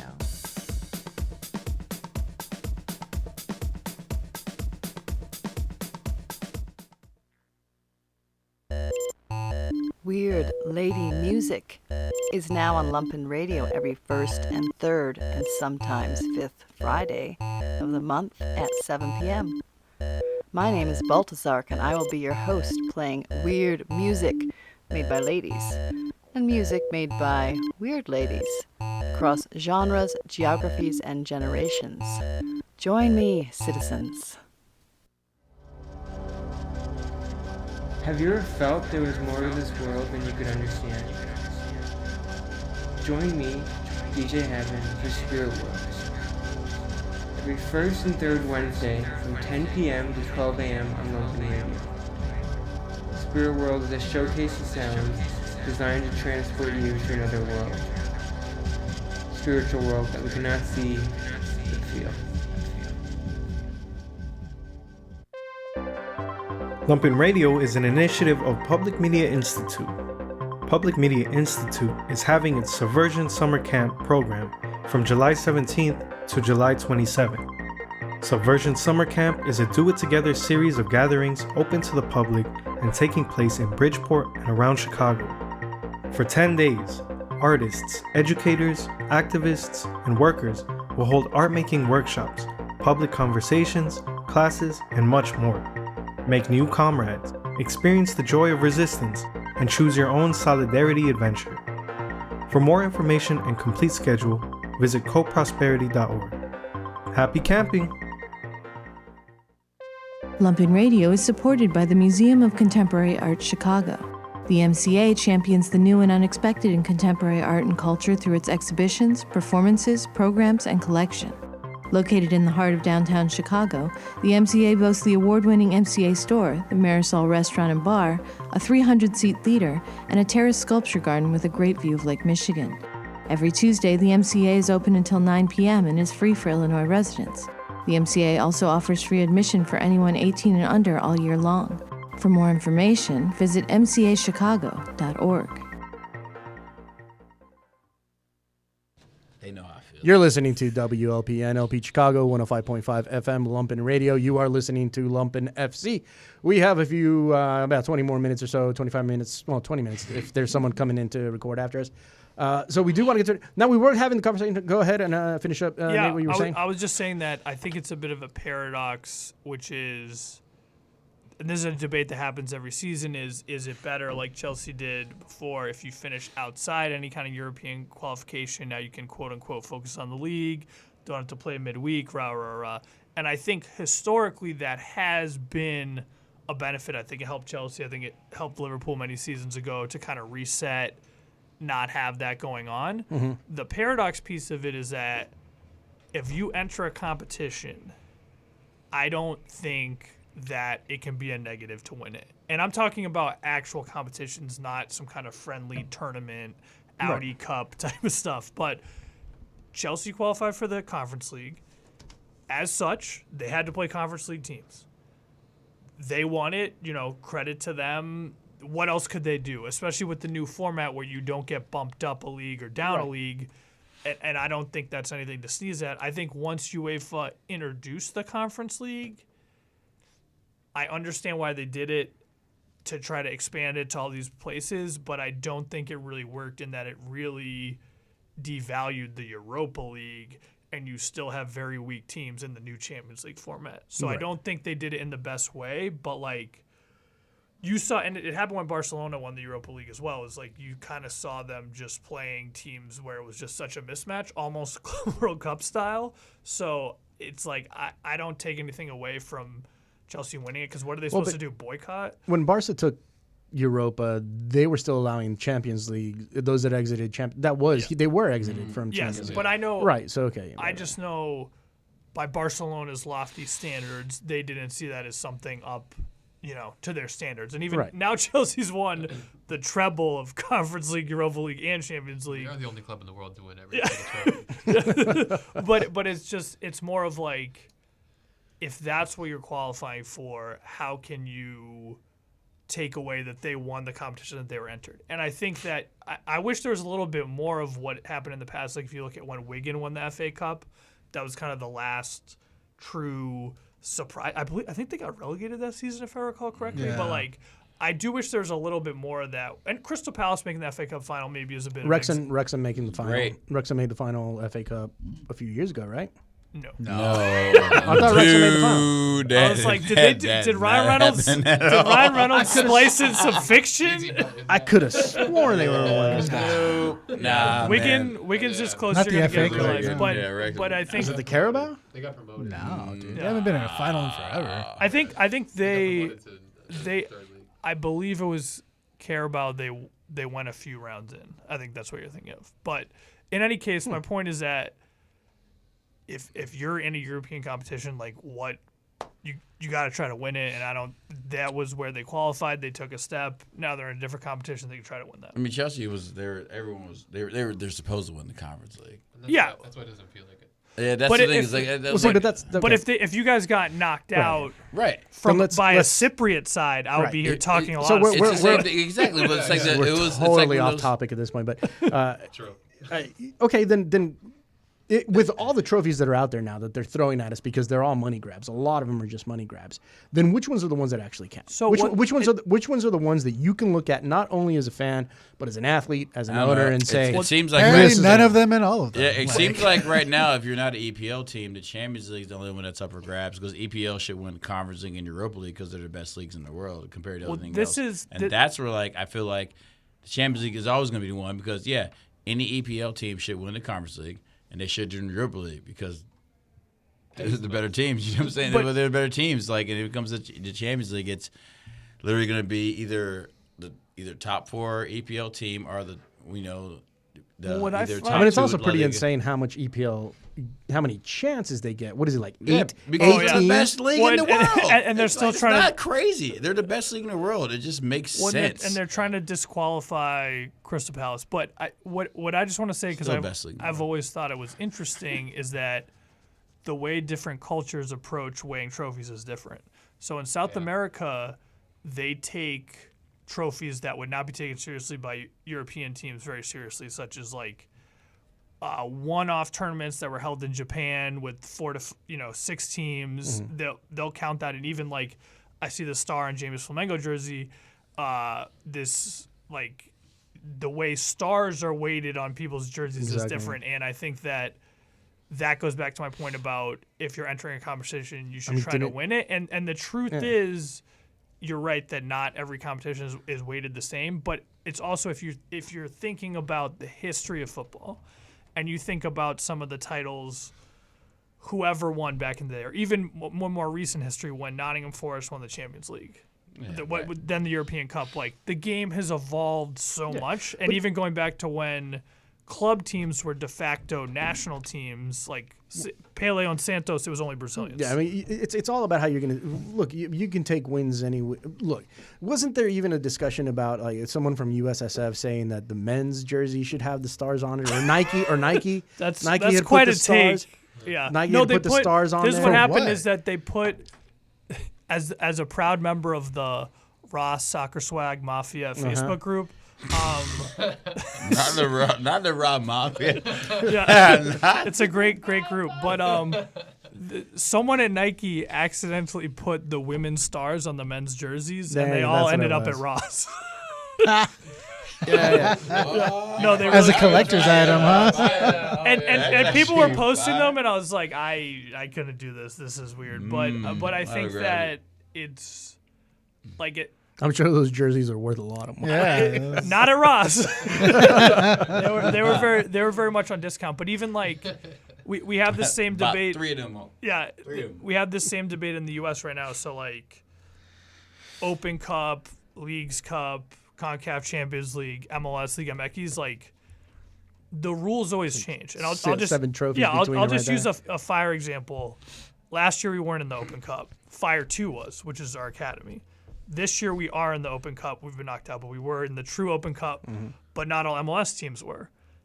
In years past, we were in the Leagues Cup. This year we're not. So is it really a true playing field? Like, No. The formats changed, the teams have changed, the qualifications changed. So I think like you can have the debates. It's fun to have at the bar with your friends. But if I'm at the bar and if a Forest fan is trying to tell me that their European Cup means the same as the ones that have been won in the last 5 years, like it's just not the same. Just like Babe Ruth's records are not the same as Sammy Sosa's. Like the things have evolved. When you're talking about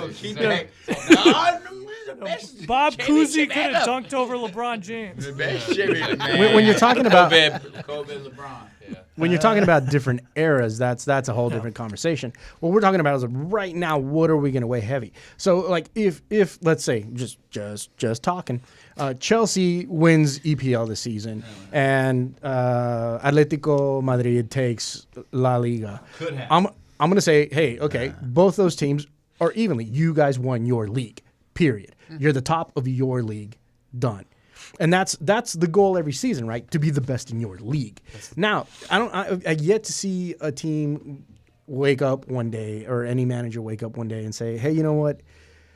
The league is cool and all, but I really, really want this Carabao Cup, so we're just going to concentrate just on the Carabao Cup, and that's all we're going to do." Yeah, but I think everything else is out the window. And I think you saw this in the Club World Cup, and you'll hear commentators say this, and it's a cliche, but knockout tournament football is different. But I think you saw that, especially with the way the Brazilian teams approached it, is they were very staunch on defense, they were tough in the heat, and they were a hard out. And some of the other teams around the world weren't. Sounds like Vitamin O. Yeah. and I think South American teams is letting them know. Yeah. What's going Now I think if you put shout out to the O's. Yeah. If you put Fluminense, Botafogo, and Flamengo in the Premier League, would they put up some of those results week in, week out? No. But it is a little bit of a different beast in that way. And I just want to quick aside, because it was one of my favorite parts of the World Cup, is when Enzo Manesca said, Fluminense hasn't played 80 games, and then the Brazilian reporter was like, actually, they played 82 in the same period. So there is some bias that goes into it, but the knockout, because you've seen, who was it last year, but there will be teams that go on a run in a knockout competition and are doing bad domestically. When Liverpool won the Champions League in 2005, they had to petition UEFA to be allowed back in because they didn't qualify domestically as the defending champions. Yeah, it's I'm insane. going I mean, on, that's I'm what going it on a is. hot take, and Tell your if friends. Flamingo was in the Premier League, they'd be top 10. I'm just going Whoa, out there. Same schedule. okay. Throwing it out there. If Flamingo right now, it was top, they'd be a top 10. I'm just going out Flamingo. wow. I'm not going to hate. I mean, honestly, Hey, the South American teams get I a could lot say of the hate. Flamengo could probably if they be were on United the right same now, so- schedule, the EPL schedule, and they weren't playing all these random games, and then I'm just throwing out there. I thought they good showing. But that's another. I'm throwing out there. They top 10 EPL. But the Flamengo and the other Brazilian teams is another example of one where the supporters of those teams take those state championships they have in Brazil very seriously. Every game is Those, very serious. Those tournaments are played within each state in Brazil, and obviously Every the game. Sao Paulo state and the state that Rio is in, I don't remember what it's called, those are the most competitive ones, and they have 3 to 4 big teams in each. And when you look at the matchups, they're playing third, fourth division sides, but it's very important to the fans that they win them, and it's huge bragging rights. Yeah, so don't you lose. that's another one where it's domestic, but is it their fault that they beat up on this 7th division side because that's who they're playing? No, it's on the way to that trophy. PSG won a Champions League with it. So Yeah. I think that question of like what trophies are important can be broken down to like perspective, right? So from a club owner's perspective, any trophy that profits to the organization is worthwhile. Right? Does the Carabao Cup really profit? I'm sure it does. You Well, get paid off of winning trophies for sure. I don't You know spend that- a lot of money on the I think travel, they're on the winning. hotels. I imagine if you're winning a tournament, you are getting some sort of kickback. But that's where you're starting to get into the. That's a Googleable. That's where I'm on it. Well, okay, Drew, if you're out there, while Sebastian, like the World Club Cup was 150 million. Okay, Right, so so that's this is- that's Wait, profit. wait, right? wait. that was broken I have a stat I remember, which is that this is where yeah. This is where it gets into the differences between the leagues and the countries. Is that like you're wearing the Panathinaikos, I mean not the Olympiacos jersey. The winner of the Greek league will get less money than if a Greek team went further in the Champions League. Similarly, Platense won the Argentine. But they'll still make money though, Right, but Platense won point. the Argentine league this last season. The Boca and River for competing in the Club World Cup got 50 times the prize money from that league. So to your point, if you're an owner and you had the opportunity to do one or the other, you have to go for the Club World Cup. It's the money is just on a different level. Brazilian clubs got money too. You go for all of the cups because No, they all but can it's make you money. but they're yes, but like and you have to prioritize it. And there's layers to this answer, right? Like so, like from the You still have to look at the ownerships- expenses, though, right? Like your Well, I expenses mean, are an issue. So like the idea is that there's profit in every game that you win, right? So at all least right, in tournament what's the Google over here? So according to the Google, please be right. Please let me right. you get 100,000 pounds. What is it? 100,000 pounds, which will pay for your backup goalie's wages for 1 week, and a spot in the UEFA Europa Conference League for winning the Which- how Carabao much- Cup. For winning Carabao. Yes. Yeah, we're done. Okay, So- so much- no. well, this gets more convoluted. 100,000 pounds? Dude, that doesn't even cover Chelsea's Hang on, hang off-roster on. stuff. Like it Hang on, doesn't. hang on. It gets deeper than that, though. Every South American club. Now answer me this. Answer me this. Yeah, that's what I'm saying. So if you win Carabao Cup, you get a chance to play in the Conference League. What happens if you if you make it to the Sweet 16 in Champions League? Or No, that's a whole other dive. See, so I'm That's saying is like there's earned at this point opportunity. where- There's earned opportunity, and that my point is kind of starting to fall apart. But and at that point, now you're I paying the want to get away expenses from of the being in the ownership because who Conference cares Cup. about the ownership anyways? My point is that like from like a managerial. I mean, the point of fan view- base might buy more jerseys. I mean, so the that FA might Cup. help, right? The FA Cup is only $2 million. They don't really win too much. in that But I either. think Yeah, with so, the point I was trying to make more is that the any type of continental competition, Champions League, Libertadores, at its most pure, the original one in Europe was the Cup Winners' Cup, which was the winner of the Pokal, the winner of Copa Italia, the winner of Yeah, FA Cup. that's They up all there, meet, yeah. and it was it's very simple. It's very hey, these are the winners they're gathering. Where it starts to get more complicated is, and I don't know the actual math, so I'm going to make a few assumptions, but if you're a Greek league team and you get to, let's call it, you get out of what they call the league stage, you may get more money and more prestige, and your players are on a higher pedestal, so you can sell them for more than you would if you just won the Greek league. And once you do that, you're starting to mess with sort of like the integrity of what these competitions are supposed to mean. Yeah, and at that's that point, where you're not- if I'm the crazy guy who owns Olympiacos of Forest, I'm like, well, maybe I sort of tank. That kind of supports what I mean by the perspective, right? The owner of the club has a different perspective on what's worth winning versus, like, let's say the manager of the players. Like, they prioritize, like, I want to win the league and I want to win Champions League, and you see that within EPL teams, like. You can tell that they have rosters formed for specific competitions, right? And the fans, I mean, obviously, to league and Champions League makes sense, right? Because But, for I mean, everyone involved, so players, take- fans, but the everything. fans- right? But the they'd also take a mid-table team that's like just qualified for the Conference League for the first time. Like, you prioritize the cups that are in front of you based on what it means for you. So, like, the owner wants to win the cups, and, like, you know, But we've the learned that that's not very profitable. Hey, So forget just that like point. that But Nottingham Forest dude came down and yelled at Nuno, and everyone was like, "Oh, it's just like no." It's like, 'cause he knows they're not making Champions League. They're done. Nottingham Forest. But- no, yeah, so you're not as a manager. You're not putting that team out because it's futile. But as a player, like, you want to go into it of, like, you compete for every single game that you get to play in. But right? the other interesting aspect, I think, is the fans. So you've seen at Carabao Cup games where the atmosphere is lacking. There's empty seats, Yeah. and that is unheard of for a long time. No, And I get it for the fan base Only at in Crystal England. Palace I get it games. for the fan base in England because you're going to have, smaller clubs or But I've also, smaller yeah. townships and so forth that have these superstars that come in and maybe play, sometimes don't play. But you're getting Arsenal to show up at, wherever. Fleetwood. Of course, like yeah. when Tottenham was playing in that backyard. Which Yeah. okay, that's awesome for the But- fans, Like, and imagine that watching- makes sense though because it's also an English cup. It's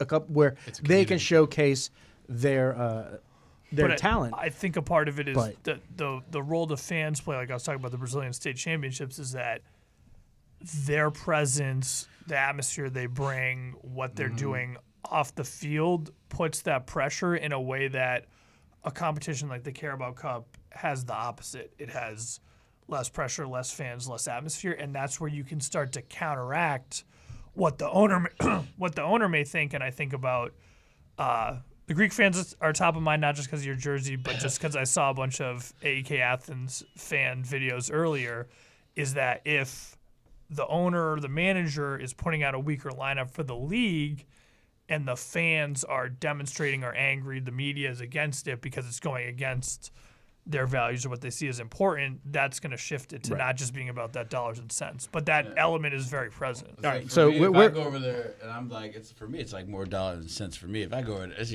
to England, I'm like, oh, Arsenal about to play a Carabao Cup match for $20 or whatever it is. I'm hopping. I'm in it. Well, that's the flip I'm side. in it. I don't care if they playing Buck Kings of a field like that. I'm going. I'm going. Well, that's You know the what I'm flip saying? But, side like, is that and they said it's allowed a lot of the younger fans because at least at Liverpool they do it based on seniority. So if you're a 16-year-old, you can't just walk up to the turnstile and buy a ticket.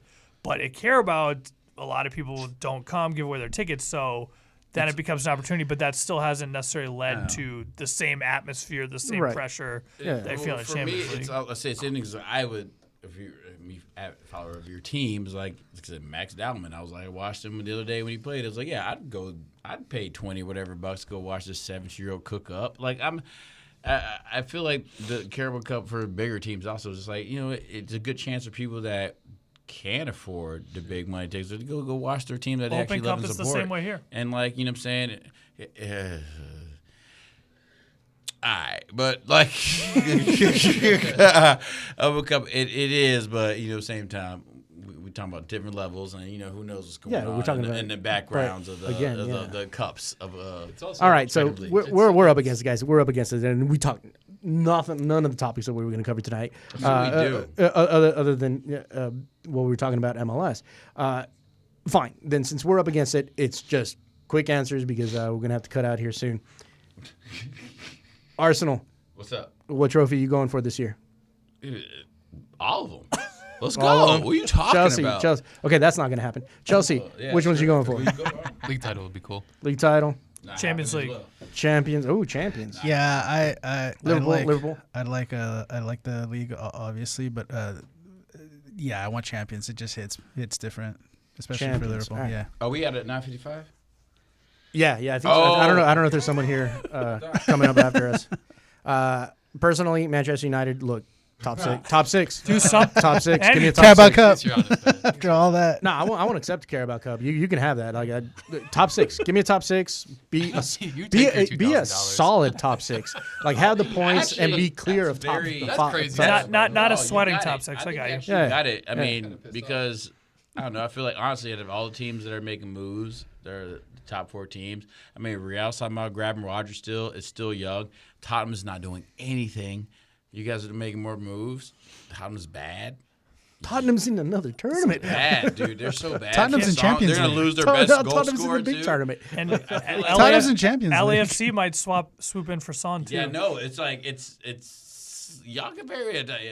Tottenham. There's some teams that are gonna be rough next But year. you guys are missing the big story. Everton has a new stadium, so don't Hey, forget that. Did Fulham build their new one yet, or no? They No, Fulham doesn't. they embarrassed themselves because they put out a lot of like crowd control barriers at the opening for the new club shop, and like 15 people showed up. Yeah, sounds about right. The Fulham Hilarious. Stadium? Hilarious. No, for Everton. Nah, but I mean that's whatever. Fulham's So still Everton at Craven Arsenal game, Cottage. gotta put that in there. Gotta make sure that's gonna be a cheap ticket. That's what happens when you get rid of your traditions.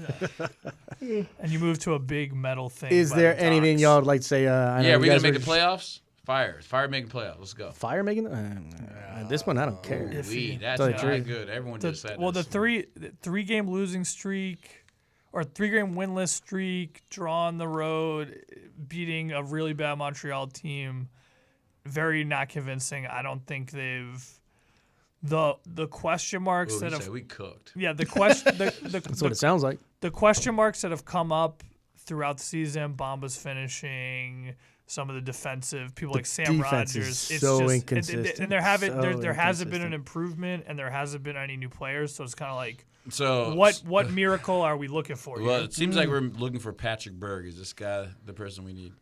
I mean, Bodo Glimt, Champions League watchers remember. I don't know if whenever a player is signed in Scandinavia from MLS, very hit or miss. Yeah, either they're especially very over impactful. $10 million? Either they're very impactful or they're a flop. I'll give you an example that also Premier League people remember. Timo Pukki, Norwich. Oh yeah. Sensation, went to Minnesota, didn't do anything. So I would like to say, why not? But not for Minnesota. Why aren't we? It's like 30 years since Minnesota's been around. How come we don't have a forward in our recruitment class that we could just play? Oh, The academy. That's right. What academy? That's right. Yeah, they're not that good. So love to hate, but come on, man! Like we're Well, it's trying what we were to buy, saying we're trying earlier, to buy right? every position. But it like, makes- yo, it makes we have an revenue, academy. right? It makes revenue. We have an academy that The does academy what? makes revenue. we're good at producing goalkeepers. Yes, that's exactly our joke. I was like, we're gonna buy 2 more goalkeepers too because they're Bruce goalkeepers. It's kind of wild. It's kind of embarrassing, but There is a guy who was at the MLS Next All-Star game. I forget his name right now, but he was in it. I will caveat that by saying he'll never play. Heard a lot of Fire Academy players, now Fire 2 players hyped up over the years.